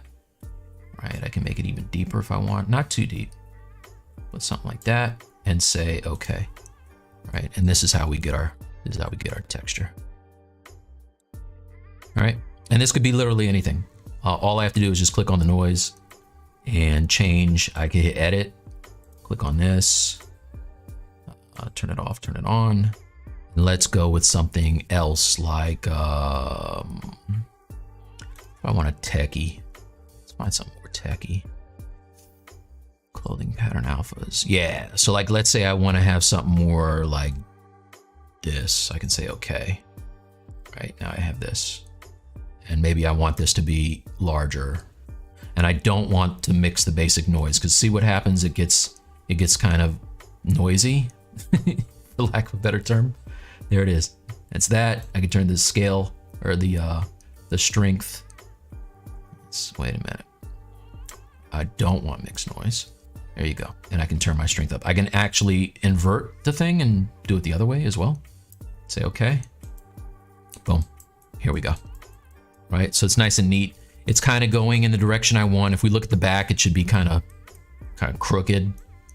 It's easier to see if I were to use the checker, but there you go. It's a long answer to a short question. That off.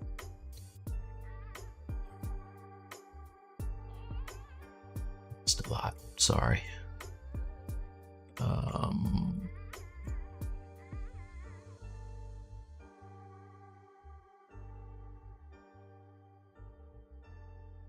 B, what's up? Friend of the Stylist League. Also easier to sand down some exaggeration. Yeah, 100%. No, not too kind. You got skills, brother. What printer do you use for that Nike product? So that the Nike print was actually done on a PLA printer, and I buy anything. Just so you know this about me, I'll copy anything that Ralph Grazzetti says to buy. If he says buy it, I buy it. Grazzetti said that the Ender was a great printer. At the time it was the Ender 3. I ended up getting the 5, and I love it. It's under my table over there for when I do PLA. I don't know if he went with the Anycubic. Oh, no, he did. He did a review of the Anycubic and was like, hey, the Anycubic Photon Mono X is dope. And I was like, well, I guess then I'm buying it, because Grazzetti is a beast.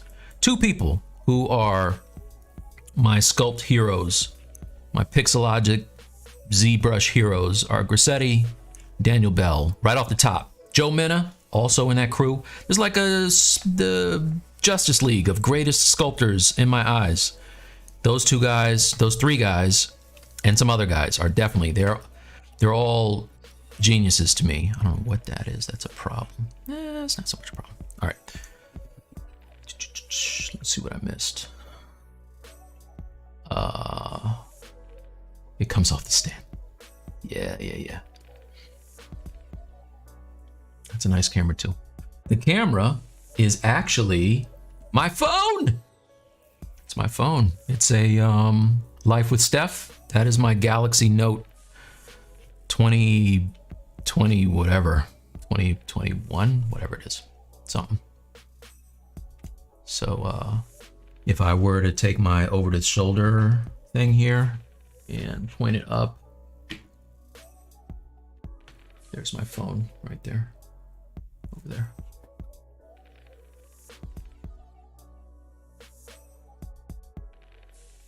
All right. Do you have a key and cutting tutorial? I don't, but there are plenty of really good ones been on YouTube, just people doing it. Brad, so good. Thanks, man. Is that a mold that it's in? Yeah, light with staff. So I got it into my head that I was gonna make I wanted to make copies of my Hulk and then paint them. And so I started the mold making process. Super expensive, super tedious. I bought a degasser, and it's loud, does a really good job, but the whole thing is expensive and time consuming, and you got to really be in the mood for it. So that Hulk has been in that mold for probably 2 years now, waiting to get out. So yes. That's about 100 hours worth of printing. It was good. Yeah, thanks, man. Yeah, absolutely. VR hacker. Me. It is, yeah, it is my time. You're a captive audience. It's all about me and my ego. The tablet is the Cintiq 32 Pro. 32 Pro, yeah. Use brushes from other artists. I do have brushes from other artists. So one of the brushes that I made is a brush that on the Stylus League we had Eric Sosa on. I'm a big fan of his work as well. I actually have his statues in the other room, but Eric is a beast and a super nice guy, like one of the nicest guys. Him and Joe Menna are probably the nicest guys I've ever met in the business. But yeah, he showed how to. This has. Oh, I gotta turn on. Okay, I gotta turn on my layers. Sorry, I'm talking to myself. Give me a second here. You go. Turn this. Delete this one. Delete. Yes. There you go. And record. Okay, cool. So Eric came on Stylus League and he showed us how to make that brush. That I used to sculpt. He showed how to make a couple brushes actually. So if you go back in the crates, you'll see some good stuff.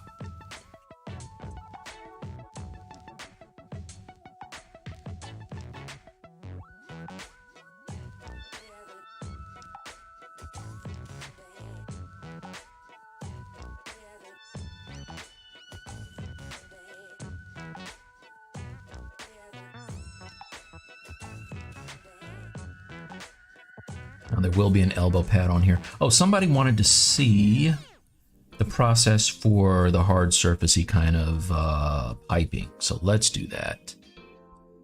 Let's do that because it needs to be done. I just wanted to have the arm kind of dialed in first. So it's about as dialed in as it's going to get.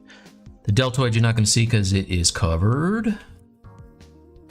Let's just smooth out some of these tooling marks, and then we can rock and roll on this thing. Anyone who is a fan of hip-hop or NFTs, I put out my very first NFT collection on, this is epics.com. If you go there, you can see I spent 2 years creating this collection from 25 years of illustrations of some of the best hip-hoppers. Hip-hoppers? No, don't come here for the words, you guys. You ain't come here for the talking. Some of the best artists that are in the business. So if you go there, you can check out my collection, and if you're so inclined, pick up a few packs because it's pretty cool. All right. Let's see. I'm still missing stuff. Dang.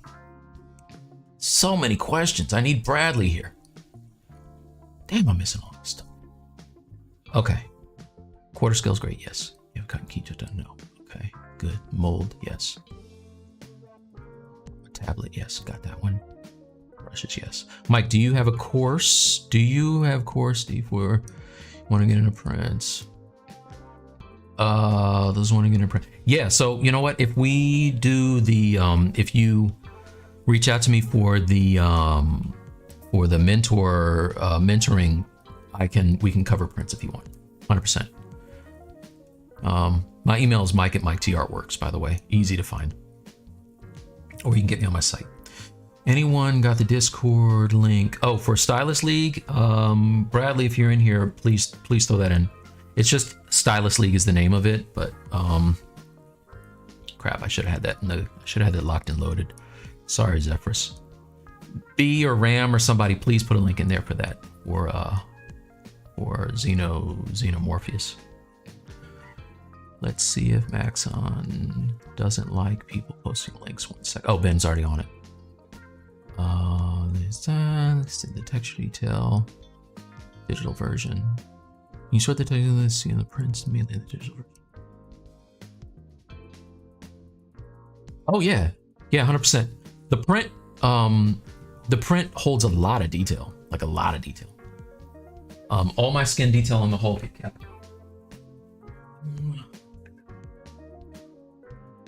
Well, this is a PLO. On my resin printer, it definitely keeps it.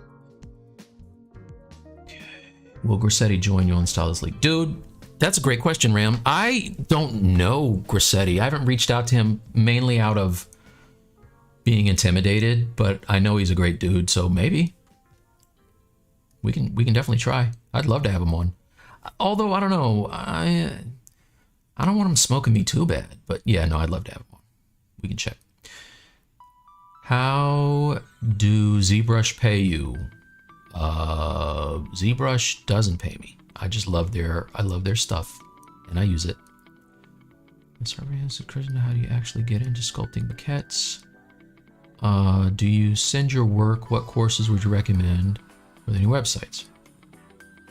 I think it's just doing the work, posting it up on, ZBrush Central or ArtStation or what have you, and then people will see it. If you tag the companies, sometimes they'll get back to you too.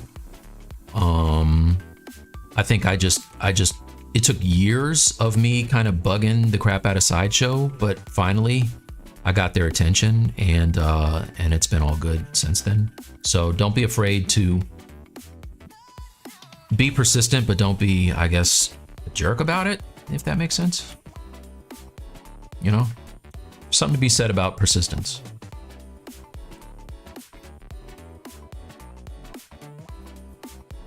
Unless you're a stalker, then no, not that. Maxon does not agree with the Pixelogic does not concur with the things that come out of my mouth. Are you hearing the words that are coming out of my mouth? All right, that's going to be a knee pad or a elbow pad, so it doesn't really matter if it looks good. So let's stop wasting time. Bring back this. Let's turn back on the lines. This. All right, let's get my detail. What I'm gonna do to it. It's this one, I think. Okay, I like that. What does the front look like? Okay, the front looks like that. Okay. So the way I did this before was I just kind of drew on the, this is what happens when you use layers. All right, so I'm gonna stop recording. Let's go to layers. Layers. Okay, I'm gonna stop recording. Just realized, haven't saved the entire time I've been streaming, so maybe save, that'd be nice.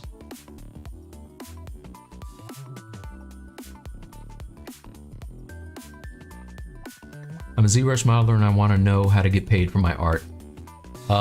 Tron, I would offer your services. People have, you can do it on social media. People have Patreons where they sell their work. I just spoke to someone the other day who has a collective, and they sell their sculpts on Patreon and make a pretty good living from it. Iron Mike, Tyler Durden, what's good?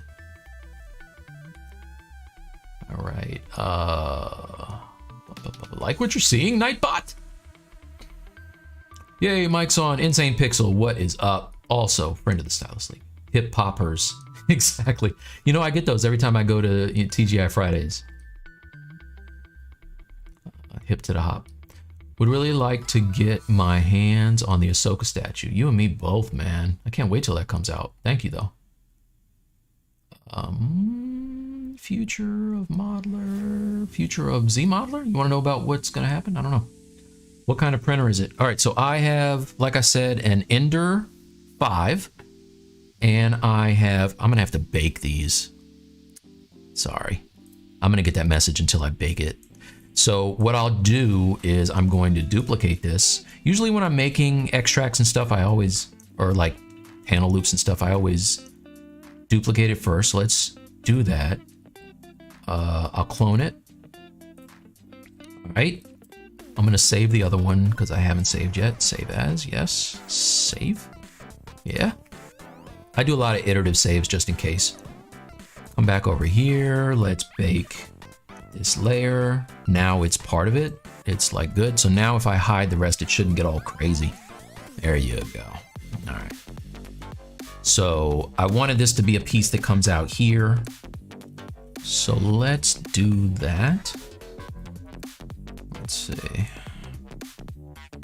Oh man. Let's see. I wore my watch so I could get my messages, and I'm not getting my messages. This is not good. My phone is blowing up. That's the only downside to using the thing that I'm using as a camera, is that you cannot get your, can't get your messages and you can't answer your phone. What's happening? Oh no. Oh, skip. Yes. All right. All right, what I want to do is I want to get the basic shape here. You know what? Yeah, let's do that. The basic shape of this. Doesn't have to be perfect. Come over here and turn off the color. Doesn't have to be perfect, but it is. Just kidding. All right, that's not bad. And then let's do this. I can drag it into the arm so it doesn't have to extend all the way out. Okay. All right, so I'm just gonna do an extract of this. Give it a little bit of thickness, not a lot. I don't want to smooth it. Turn down that thickness. Let's say, let's turn off double and I'll just hit extract. And that's all right. It's okay. Okay, and I'll say accept. All right, so all this stuff on the edge and everything is just like, I don't really care about that. So what I can do is I usually will group the masked part like that. Then I can grab the masked part, make an edge loop. Okay, I can mask the inside and then polish by features, and it should help clean it up. This is another thing that I learned from Daniel Bell. Yeah, maybe I need to have the whole thing unmasked. Polish by features. There you go. All right, so it's not bad. It's going to be square at some point, but what I'll do now is I can do a... Let's do this. I'm going to delete everything but the green part. Stop it. Don't do that. All right. Now I have two faces. There's an inside and outside, even though I did have double on. I didn't think I did. All right, so I will delete hidden. Right, I'm gonna auto group. Okay, believe it or not, these are two groups. I will hide inside one. Really? I'm gonna try to hide the inside one. If anybody uses that feature where you have your lasso and you isolate just a row, tell me why you do that. because I know there has to be a reason, and I don't know why you would want that. I don't know why you would want that. But there's a lot I don't know, so it's all good. All right, so now I'm gonna delete the hidden. I will take this and flip it, flip the faces, and I'm gonna give this some thickness now with the ZModeler. This is kind of how I did the shoulders and all that. Okay, and I will grab this. I don't want transpose. I want extrude, polygroup all, yeah. Ooh, that's a mess. All right, but it's okay. That's crazy, dude. That's okay, because I did all that. I'm gonna insert a loop here. Okay, I'm going to mask that and then polish by features everything else. There you go. That. I don't care what the inside looks like. Inside is crazy though. I'm not even gonna lie. That's, you ate the whole wheel of cheese. I'm not even mad. It's impressive. I don't know why it's doing that, but you're not gonna see it, so who cares? Kind of get it. I want it. All right, something like that. And now I'm gonna take this piece, go back to my arm.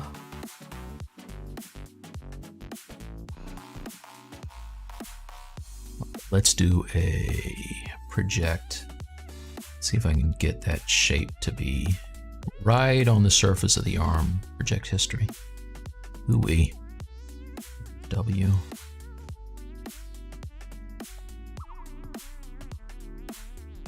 Okay, project history. There you go. So that should be right on the edge of the arm. I only really care about that part, so what I'm going to do now is I could do one or two things. Actually, the way I did this whole thing is stupid. Don't do anything that I just said. Ignore everything I just said. Why did I do that? All right, this is why. That's why it pays to think sometimes instead of just doing stuff. I'm just gonna use the brush. The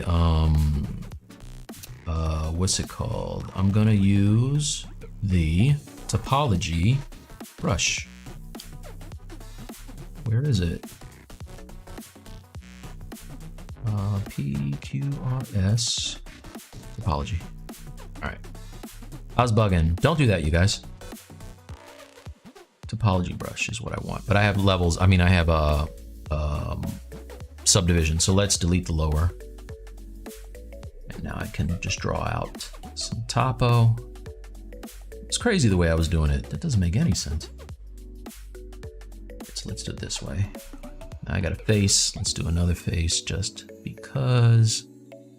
And then I'll put that there just so it kind of goes where I want it to go. All right, bet. So now I can get rid of these parts here.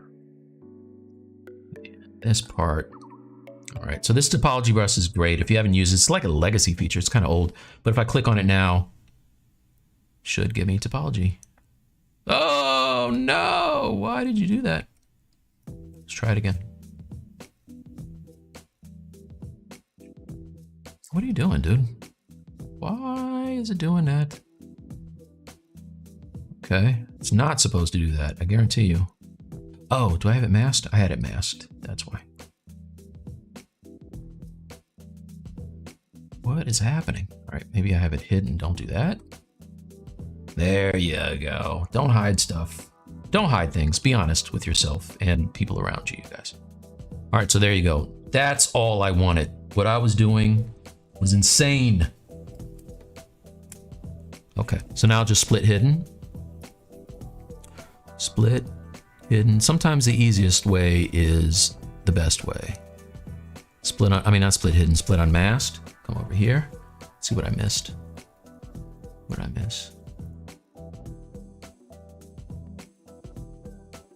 Where's your art station? Art station is at the top. It's kind of hard to see, but it's at Mike T Artworks if you look up. Look right above. Look right above. Right above my finger. Right there. There you go.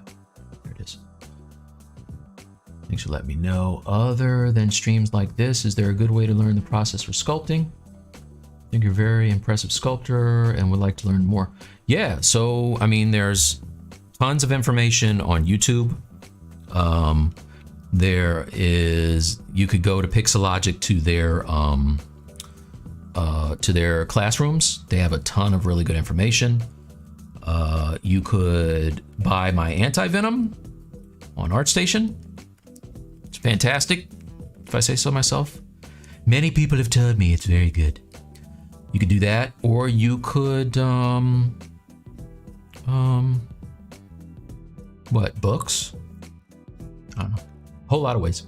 Whole lot of ways. You could join the Stylist League. There's a whole bunch of like-minded individuals in the Discord that would be happy to help you learn. All right, so I'm gonna take this now. I only really care about the piece on top. Let's hide this. Oops, not that way. I thought I had my lasso.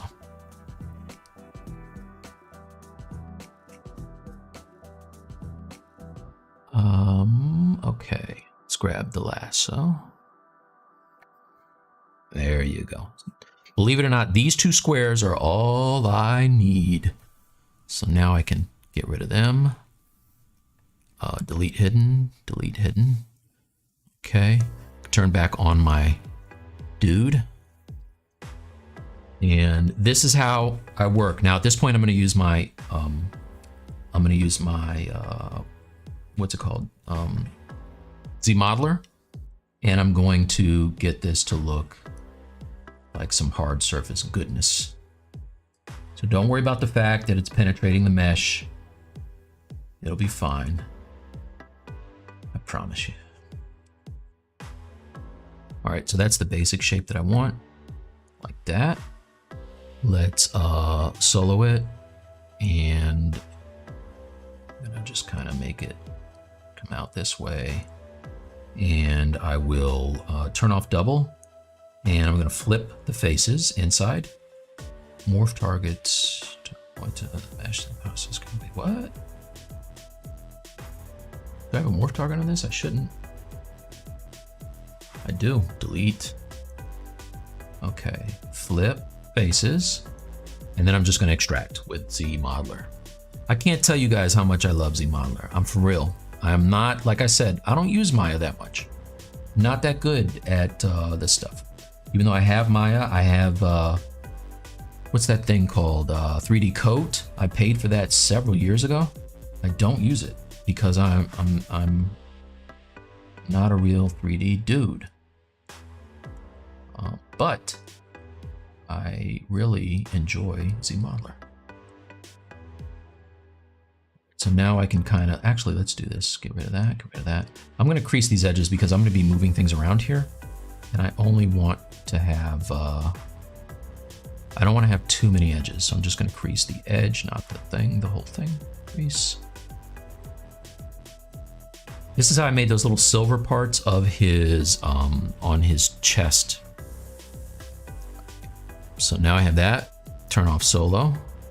Let's go to dynamic and turn that on.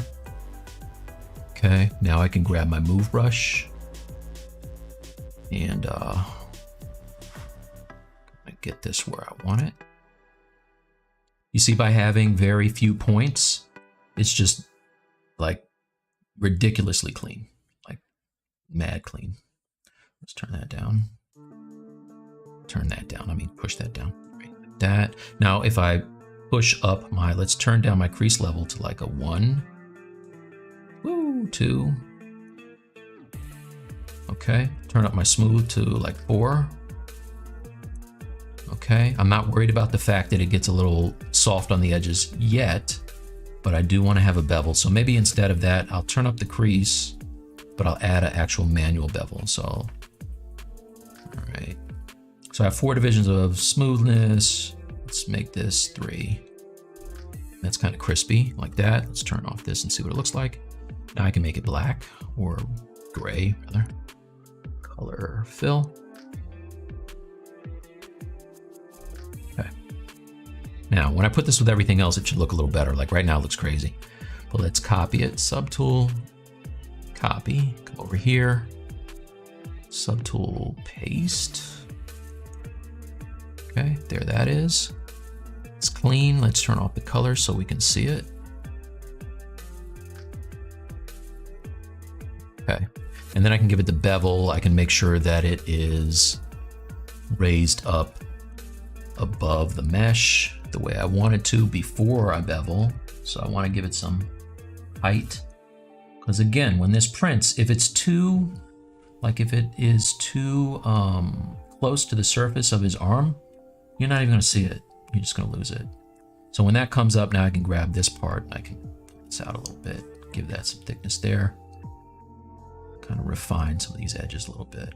I want this to be a little thicker on the part that's close to the bicep because I want it to, not that much, it's crazy. Because I want it to look like in the cartoon. In the cartoon, he has almost like a, where is it?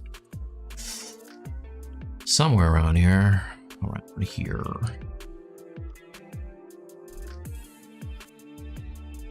Right, he has kind of like a, it's almost like just a trim that goes around there. So I want that to be there, but be kind of techy at the same time. So now I can grab this piece and push it down. Right, and you see how clean that is? Like, I like how clean it is. If I want to add like some greebly kind of things on there, I can, but I like for my stuff to be super clean. Right, so that's how I do it. So I could take this whole thing now, grab this guy, and let's pull him over here, rotate, see if I can't finagle that part into where it should go here, his bicep.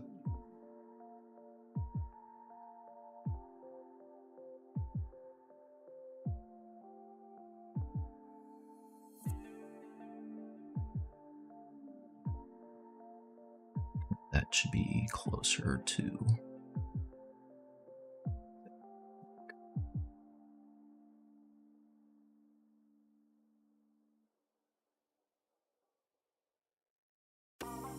Let's say down, down. Probably pull it up some.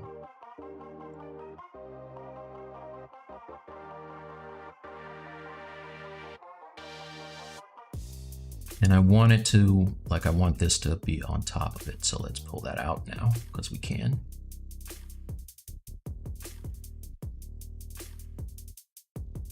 I love having super low res topo to work from. It's the best.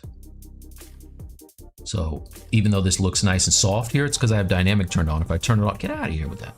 If I turn this off, you see it's just chunk. It's chunky, right? Really chunky. So now I can come over here and grab this one and do the same deal. Kind of grab it up.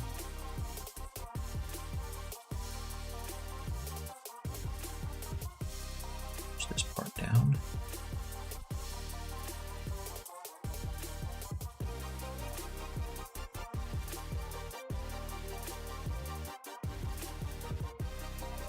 All right, so somebody wanted to see, oh, it's 3:12. Okay, good. I still have plenty of time. Somebody wanted to see how I did the trim, so let's do some trim. This is also not the same as this one. Let's do this.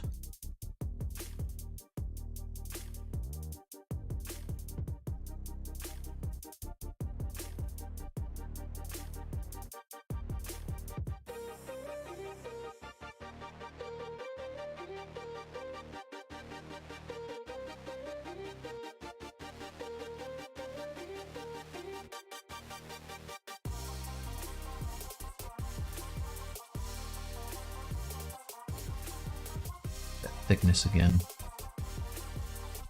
I think that is good enough. The trim is doing a little thing I don't like here. Let's fix that. Let's pull this part back a little bit. Okay.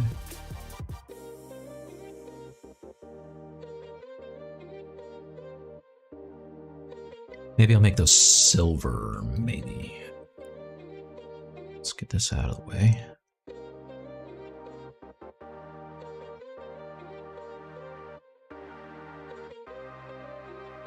Color back on. Let's see what we got. Ooh. what happened to my color?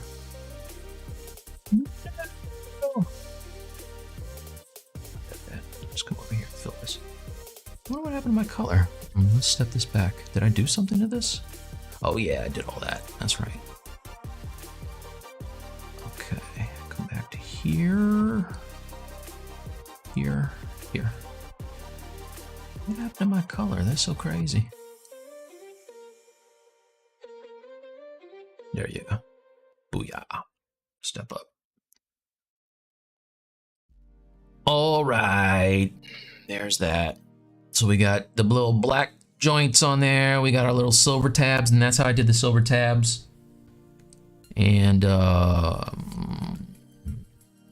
yeah. All right, so let's get back on here. Let's go.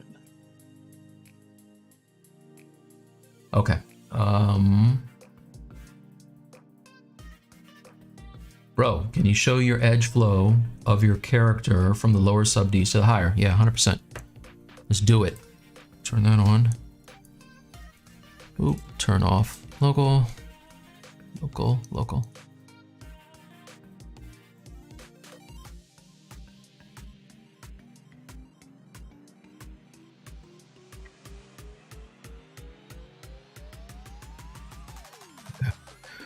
Oops, not that one.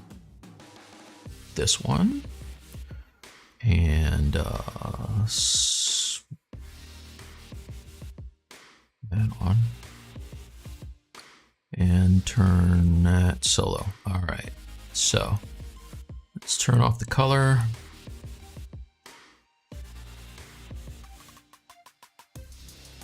Polygroup. All right, so the absolute lowest, all low rather, is here. So let's do this.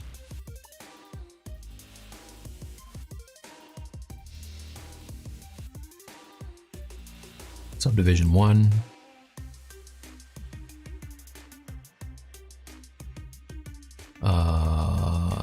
One, two, three. 4.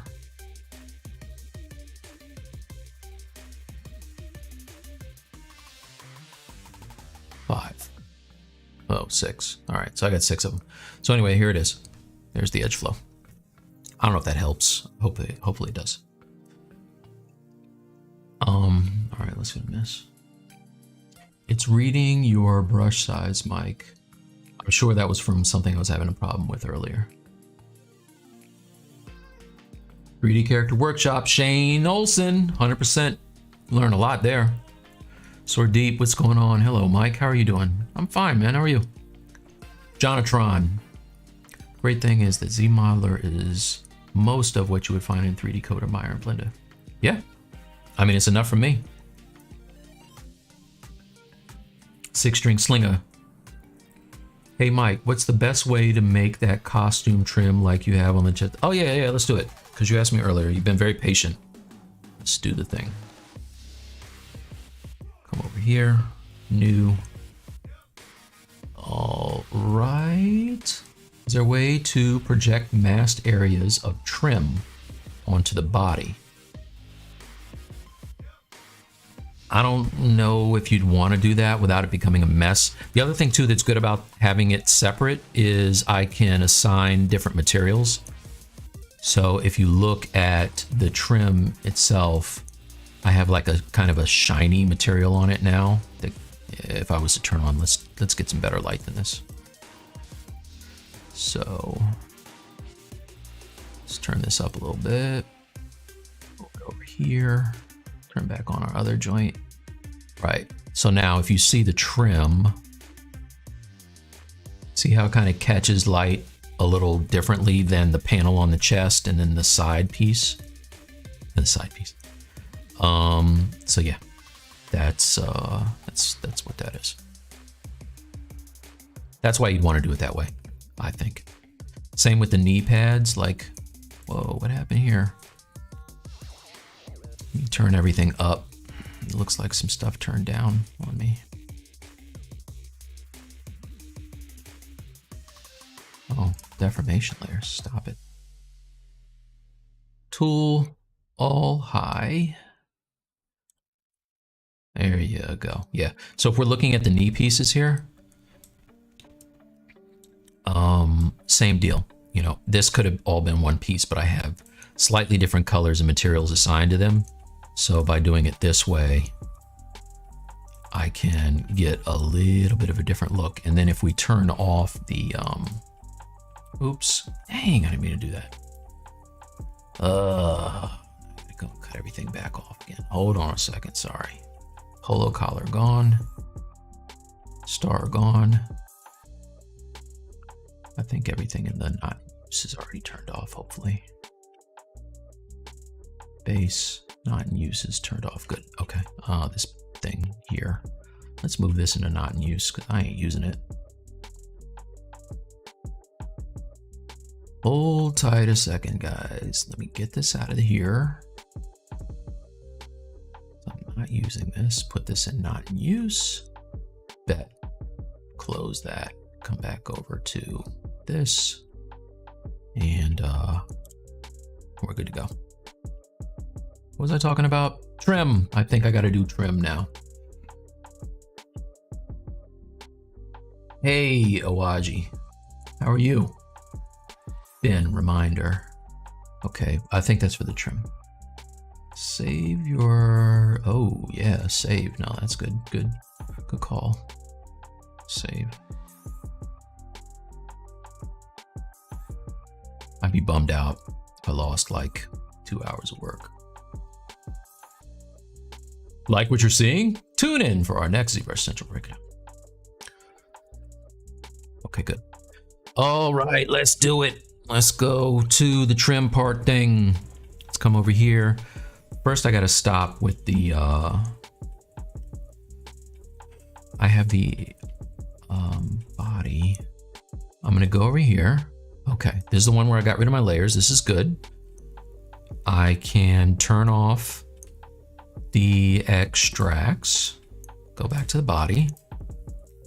Okay, now let's figure out what this is gonna look like, and then I can make the trim. Gotta figure it out first. 6-string Slayer. Let's bring this over here, like so. All right. I only want the arm. Okay, I'm gonna delete, I'm gonna paint out the stuff that I don't need. So let's do that.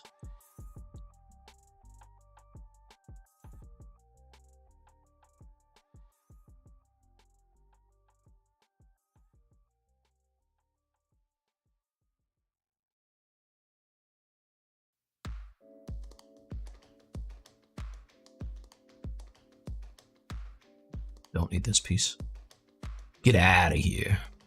With your eye holes.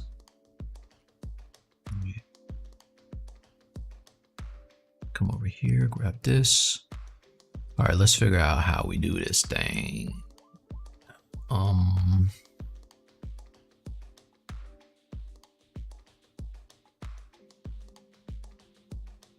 Turn up my lazy mouse. So this goes, I'm gonna just draw this whole piece here, I think. Cut out.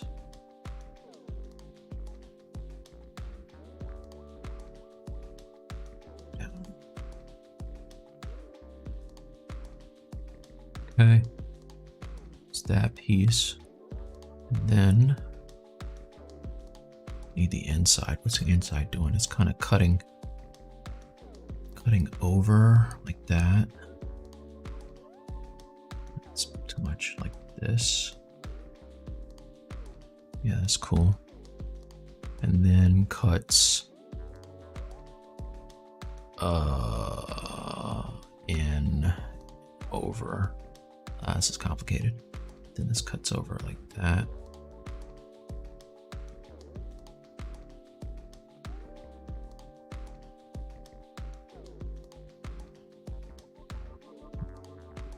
That this piece goes up to here, actually.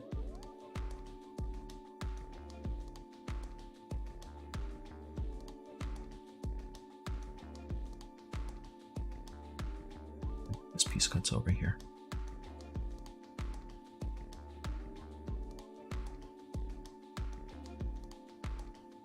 All right, so it's close. And in the parts where it's not right, it doesn't matter. I can just redraw it. I don't care about any of this. It's all going to be covered up.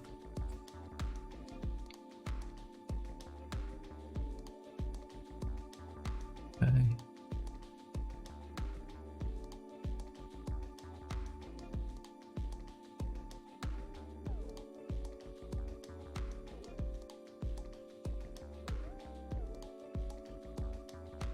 It's going to cut over somehow. I don't know how. This piece cuts down. This goes down. And over somehow. And then in like this. Wow, it's complicated as heck.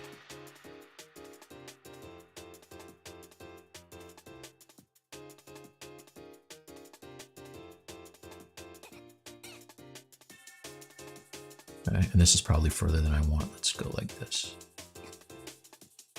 Yeah. Yeah, that's fine. All right. So now I can just kind of mask this part.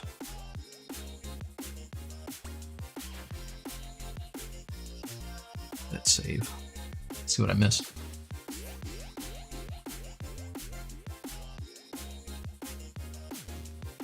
Hey, thanks, Cadman. Freaking massive alien. Yeah, he's on some juice, homie. Just taking them roids. I always love the fact that the character is Seth Rogen's voice on the animated show, and he just doesn't seem like a dude that would be imposing at all. But in the comic, it's like the third most powerful one of the, I want to say he's like the third most powerful guy in the universe, right? Although he did get jacked up by the Vulture mites.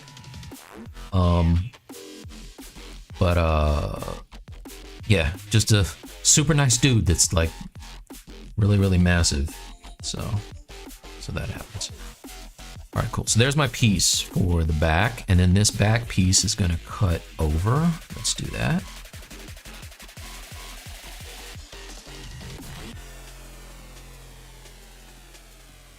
This cuts over like that. Easy peasy. Okay. All right, so now I can get that color from the chest.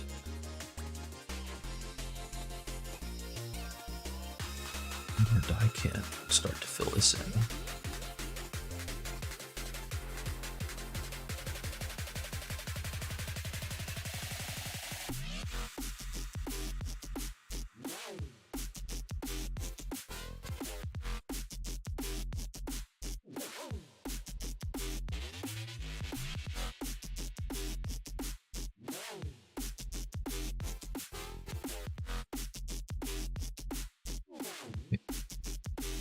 Right, color fill. It's actually darker than, oh wait, oh no, that's right. All right, cool. So now I take my brush and just clean up the part that wasn't great.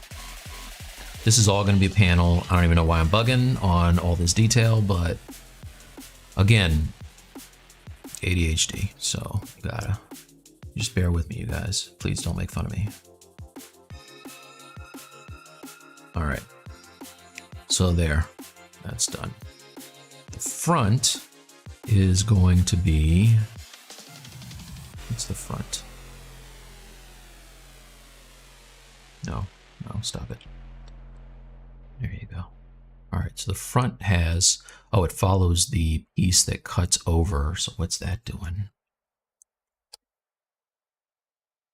That piece cuts up and down. I need the trim. Let me copy the trim from over here, paste it. So copy and paste. Okay, so that piece comes over and down. It's a little different in mine, but it's okay. All right, so maybe what I'll do for mine is I'll follow this piece out. So let's do this. Come over here. It's a little thick. Cut this down.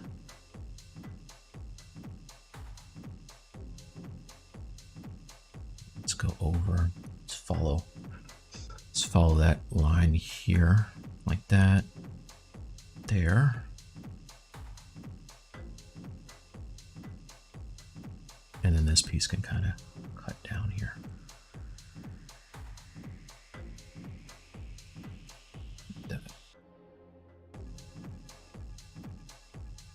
Okay, let's hide this and solo this out.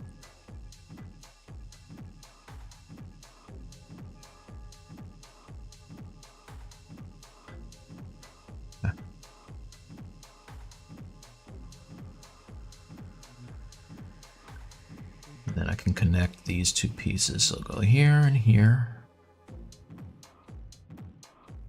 That.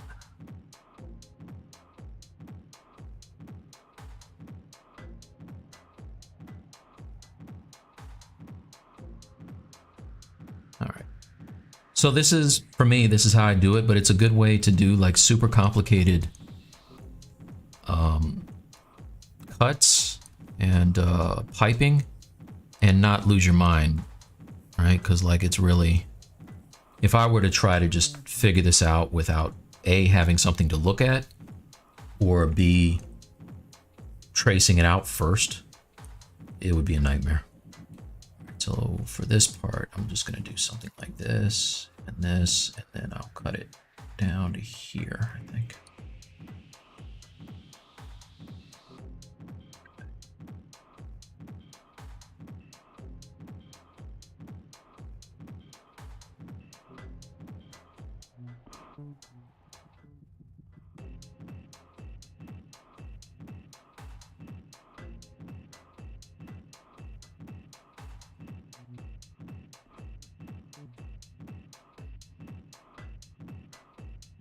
And then this part cuts in there, I think. So this goes like that.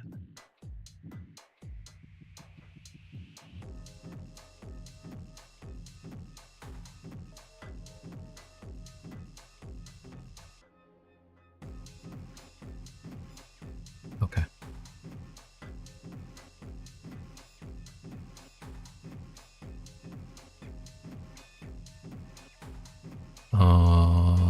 That's cool. Maybe I'll carry this line. Maybe I'll carry that line up a little higher. Let's see. Maybe. If I don't like it, I always get rid of it, but let's do this. Oops. Just kind of trace out that tricep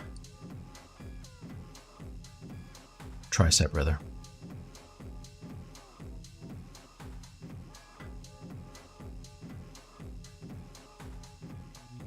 All right, cool. So that'll do.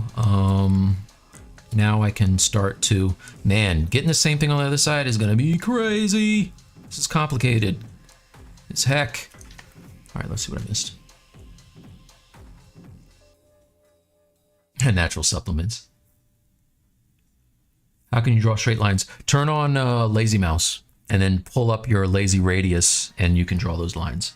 And also pull your lines, right? The way we were talking earlier about using your arm as opposed to using your wrist.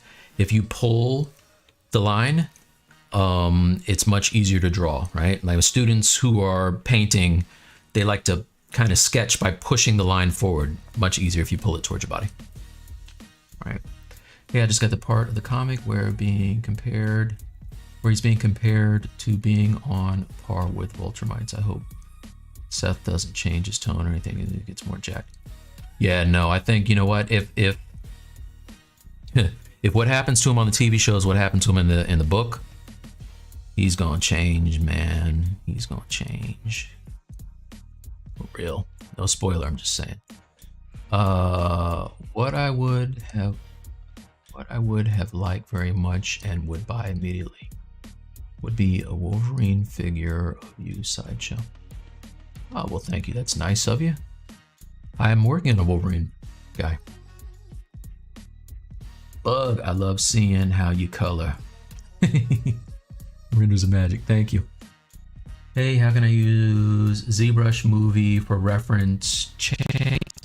Movie for reference changes? Carlos Santana, what's up, man? As always, big fan of your music. I don't know what you mean by that. Exactly. I'm not sure. For reference movie, I'm not sure what that means. All right, so let's do this. I'm going to take this piece and I'm going to duplicate it. Okay, I don't care about anything outside of this arm. So let's 86, oops, stop. It's 86, everything but the arm. Yeah, delete, hidden. I deleted the lower sub Ds, yeah, delete hidden. Delete, hidden, yes. Okay.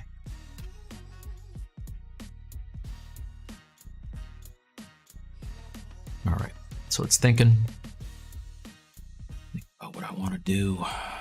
Come on. All right, cool. So now we have these poly groups, which mean nothing at this point. So I'm just going to group it all as one thing. I'm going to get rid of this material. Let's go back to the flat shader. Make it easier to see. Color, fill. All right, much easier to see. Look at that. That's good. All right, so now I can, let's do this. I want to hide.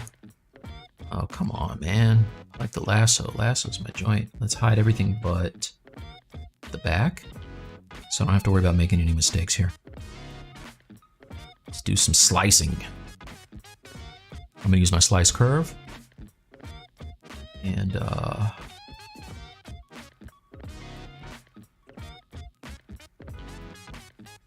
I'm double pressing on Alt to get these angles.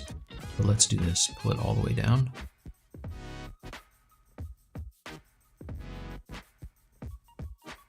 Do something like that. All right, let's see what it looks like. Oh my God, Mike, you're great. Thanks, guys. Thank you. You know, what can I say? All right, so let's do it for the other one here.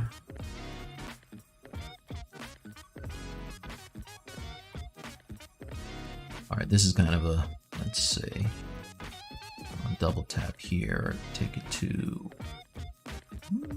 let's take it, do this, let's see. I don't know if that did what I wanted. I'm not gonna do that. All right, let's cut it out. This, you know what? Why am I using a round shape here? I'm gonna do this, and this, right? Yeah. Here, and then it's gonna get kind of wonky here because it's going around the muscle.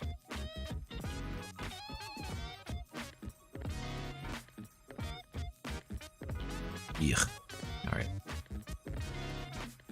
You know what I probably want to do here is just use the mask. I'm getting all extra with it.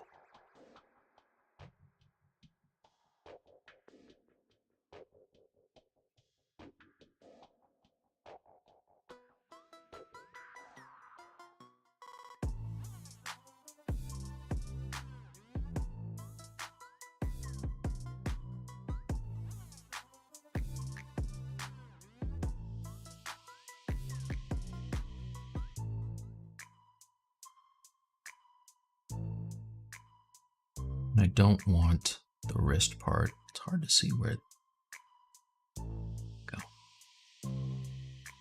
Okay.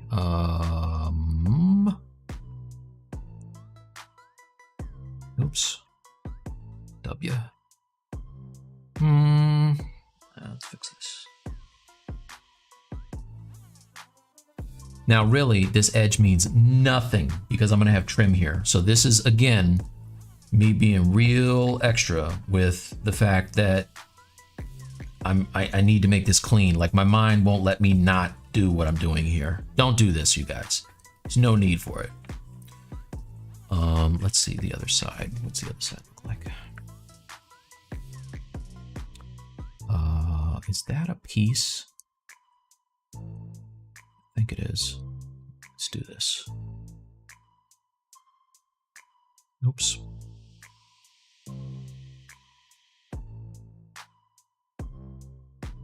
Yeah. So this. That. Okay.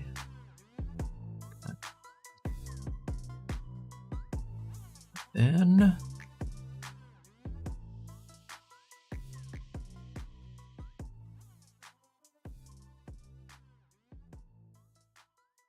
so doesn't have to be perfect because I will have the trim on here on the edge.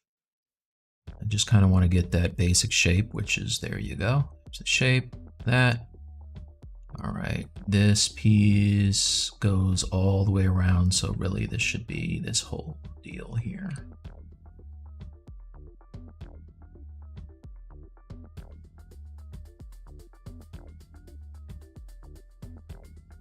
Okay, so now I can grab,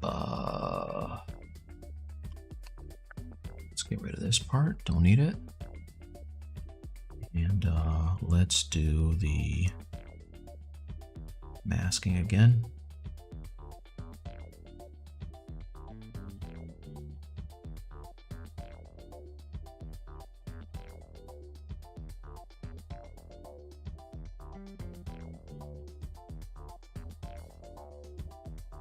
Let's get rid of this. And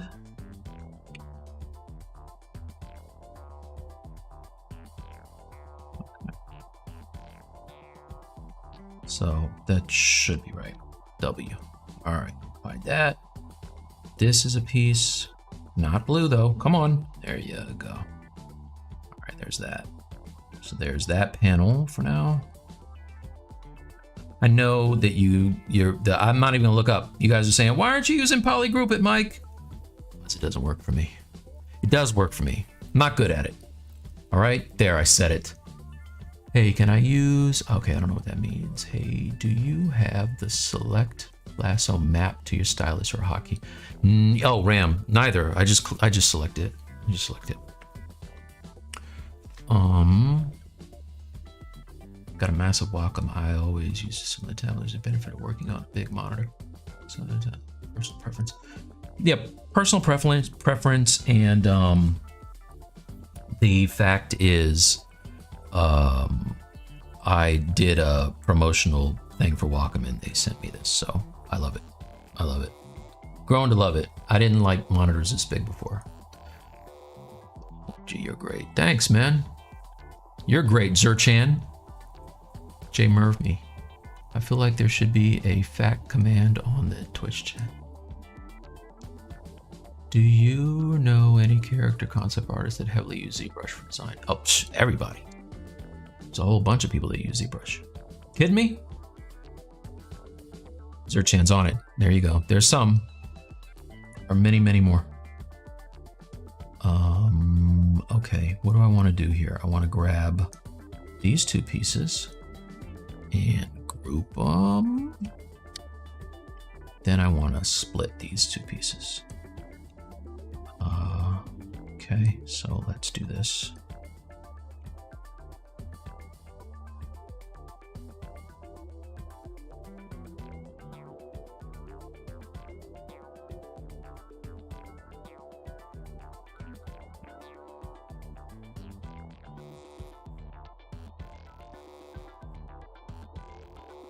See, this is where drawing those lines is invaluable, because it allows me to see what this should look like.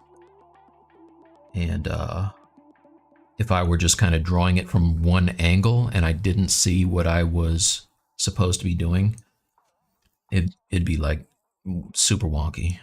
So, all right. See, this is what I was talking about. All right, like let me click on, see how it has edge here? Let's see. Oh, that worked that time. Why would you want this? Somebody tell me why you would want this. I saw Mike Pavlovich use it, but I don't want it. I don't want that. I wish there was a way to turn it off. But I digress.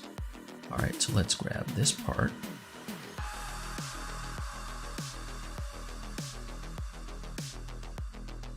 Okay, let's grab that part.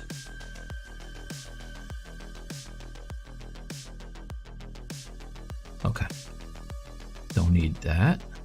Come on, there we go. All right, we're almost there, you guys. Almost there.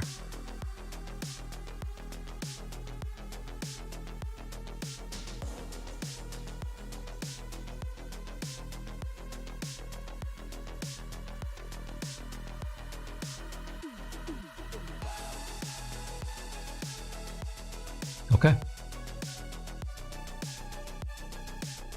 Almost there. Did I miss one? Or is that just, no, that's just the thing. The thing? It's just the thing. But I would like to, while we're making cuts here, let's do it up here. You know what? I can use my slice cutter.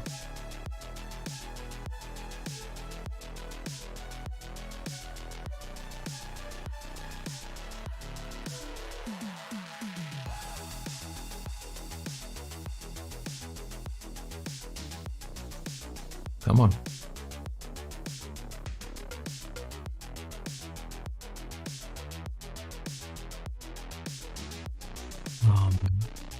Do you know if the mini key dial is good to work better than the regular keyboard? I want a display tablet. I've seen a lot of people using the key dial. You talking about this thing? It does work well. Set up your macros and use it. I personally don't use mine because I have a lot of things that do macros, right? That have macros, including this amazing tool right here. It's just remembering what they do and how to use them. This doesn't look right. Oh, it's not right. That's okay. This is supposed to be one thing.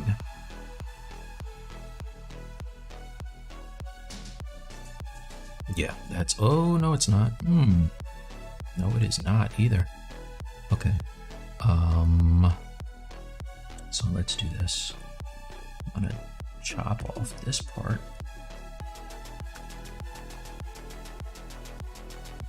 Chop off this part. That. Okay, so that's a group. So now, let's grab the green. I don't want the green to be all the way around.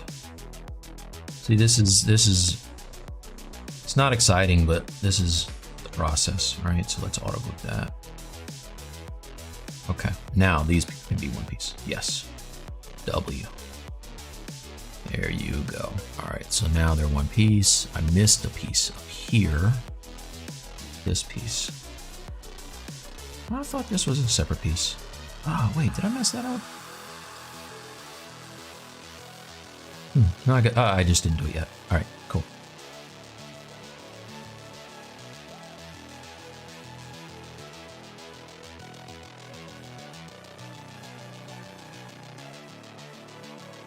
Okay, there's that.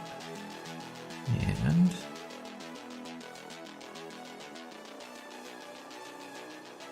there's that. Bing, bang, boom. All right, so that's done. There's my, there's kind of my panels. It's not the prettiest, but it'll do. All right, cool. So now I have that. right? Let's do the thing that I saw Daniel Bell do, which is to grab. Gosh, it's so close, but it's not perfect. Hold on a second, you guys. Just get this little bit here. W. Just remember, you asked for this. This is what I do. There's a method to this mania. Believe me.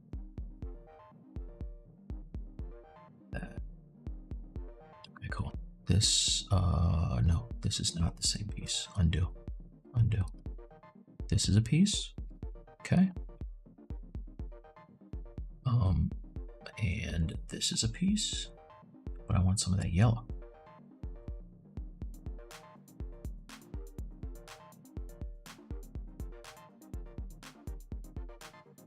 One on time, 3:49. I'm gonna get something done. Believe me, get it done. And then there's that piece. All right, cool. Done. All right, so now I will quick save.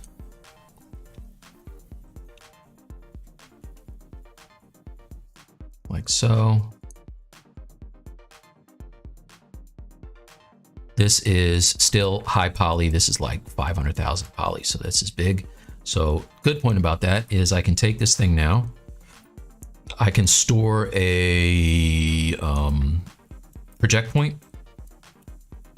Let's get rid of the color. Oops. Let's get rid of the color. And let's get rid of the line. It's so much easier to see. All right, let's make this a different color here. W. All right, bet. There are panels. Now we're going to store that project point. I'm going to go to polish by features and see if I can't get this a little cleaner. Those edges. This is all Daniel Bell stuff right here. He does this. And then I lost some of the volume, right? If I come back over here and go to something you can actually see, like a basic material, see how it's starting to get kind of, oops. See how it's starting to get kind of pinched up and softened? It's not necessarily a bad thing, but I'm gonna clean up and then I'll project the history. Oh, that's just color, sorry. Let's project geometry back. Okay, all right, so there's all my detail back. And if we look at the poly groups, they should be clean now, or cleaner, which they are, right? Shout out to Daniel Bell, thank you. All right, so now we have this. I can go and do one of two things. I don't necessarily mess around with panel loops because I don't really love the results that I get. Personal preference. I've seen people do dope things with it, right? Like Daniel Bell's dude who uses panel loops and his stuff is amazing. I got a Captain America back there. He did it with panel loops. It's freaking incredible. But I'm not gonna do that. So what I will do is I'm gonna separate these pieces out, figure out what does what. But before I do, let's take this and duplicate it. I'm going to now take this whole thing. I'm gonna close the hole just because. Okay, and now I'm going to do a ZRemesh. So I will, we look at it, it's super dense. Let's go and turn up the smooth groups a little bit, turn off half. Let's go to polygon count. I'm gonna make that, let's say 20. All right, and now I'm going to ZRemesh and let's see what this looks like. It's gonna take its time and do its thing. Let's see what we're saying here. Are you building this figure with an idea of printing it? Yeah, 100%. I'm gonna print this. And the Invincible as well.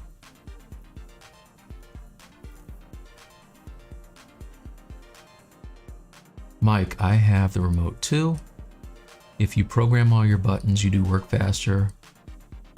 Just plan to spend a day doing it. Yeah, you know what, Ram? So I did that. And then something, oh, you know what it was? I'll tell you exactly what it was. I don't know if Wacom's changed this, and I'm a Wacom partner, so I'm not talking bad about Wacom. I'm just saying, when they update the software for, where is it? Okay, Desktop Center. When they update the software, or you change devices, then that stuff that you saved, for me, I couldn't get it to translate over for some reason, right? I think I ran into a problem that way, and I spent an entire weekend, planned all these macros for everything, Corel Painter, Substance Painter, ZBrush, blah, blah, blah. I put them all in there. It was great. And then something happened where I believe they came out with a new iteration of the software, and it made it so that all that stuff was a moot point. And I was like, you know what? Not super happy with what just happened. All right, project history. I'm going to try to do this now as the same, and project history, or ZRemesh same. See if this works. Okay, it's a little cleaner. Project history. Okay. All right, now you see what's happening here is it's doing some funky stuff in this corner. But that's okay. Because now what I can do is I can take this thing and kind of split it up into parts. First, I'm going to give it thickness. So I will, yeah, in here, I don't like what just happened. Actually, I don't like that at all. What happened here? That's my fault. Yeah, I see what happened here. Okay, undo. Well, no, I don't have to undo it all.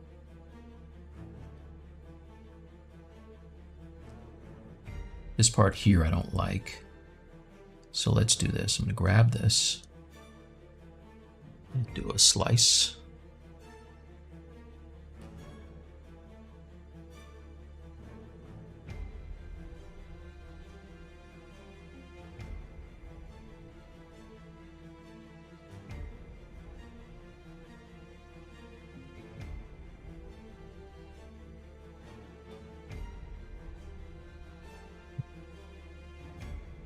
All right, let's group this.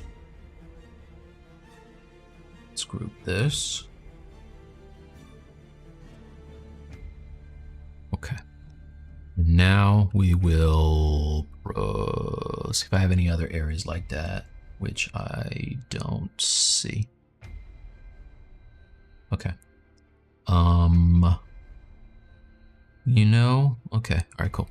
So now let's project history. Let's do it again. I'm gonna turn off smooth and do, leave a little bit of a smooth on. Same, ZRemesh.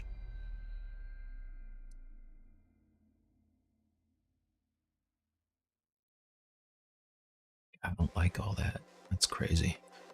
Smooth up, let's turn that up some more and see what happens.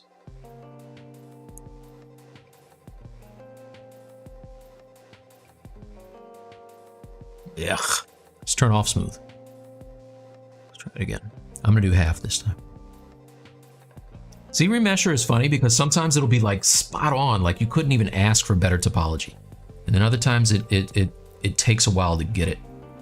This is actually good. This'll do. This'll actually do. This is fine. All right, cool.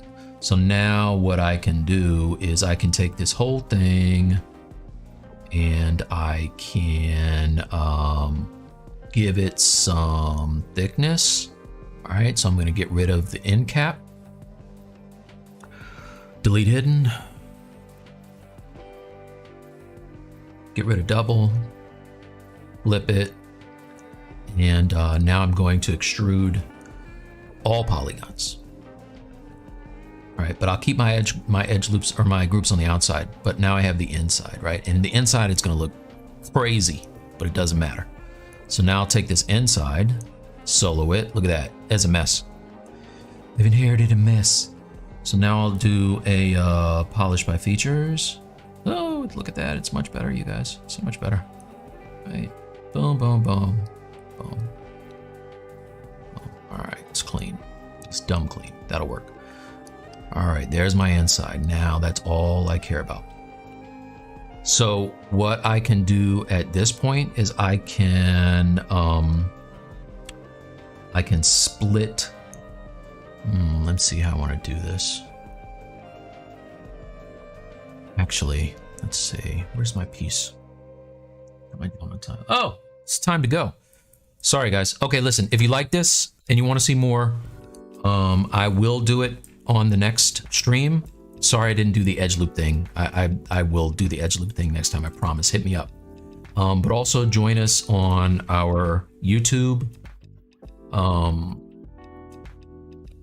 at Stylus League. If you hit me tomorrow, I can do a quick demo of how I do the thing, okay? All right, guys, so as always, thanks again. Let me show the final piece so far so you can see what we're working with.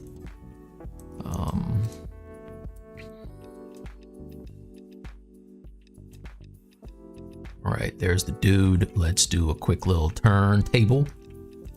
And then I can dip out movie, dock, large, get rid of the overlay image. Let's grab this movie and just dock it. Dock it over here. Can I dock it here? Yeah, all right.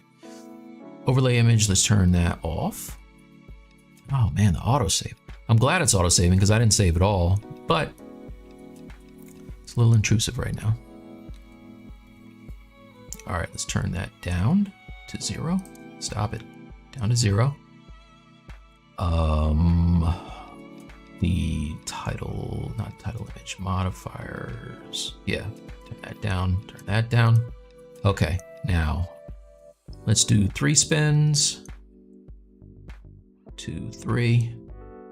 This is how I did that turntable you saw earlier. And to make it move faster, I'm not gonna actually do a BPR. I'm just gonna do a turntable. All right, so that's cool. And now I will say, turntable. All right, and there we go. Oh, get out of here, stupid thing. All right. So this is what we got going on right here. It's taken a longer time than I thought. Anyway, let's just stop. Let's stop. Let's just stop. All right, cool. So anyway, here it is. This is the dude. Okay, if you like what you saw, please check me out on Stylus League and get my anti-venom for real, man. What are you guys doing? What are you guys doing? You like what you're seeing here? You can get 10 hours of uninterrupted process from start to end. Go to my ArtStation. Plug, plug, plug. Other people plug. I'm gonna start plugging, man. Plugging real hard right now. All right, so here we go. All right, guys, have a fantastic week. Have a great weekend. Stay safe, everybody, please. And I will see you next time. All right, peace, guys.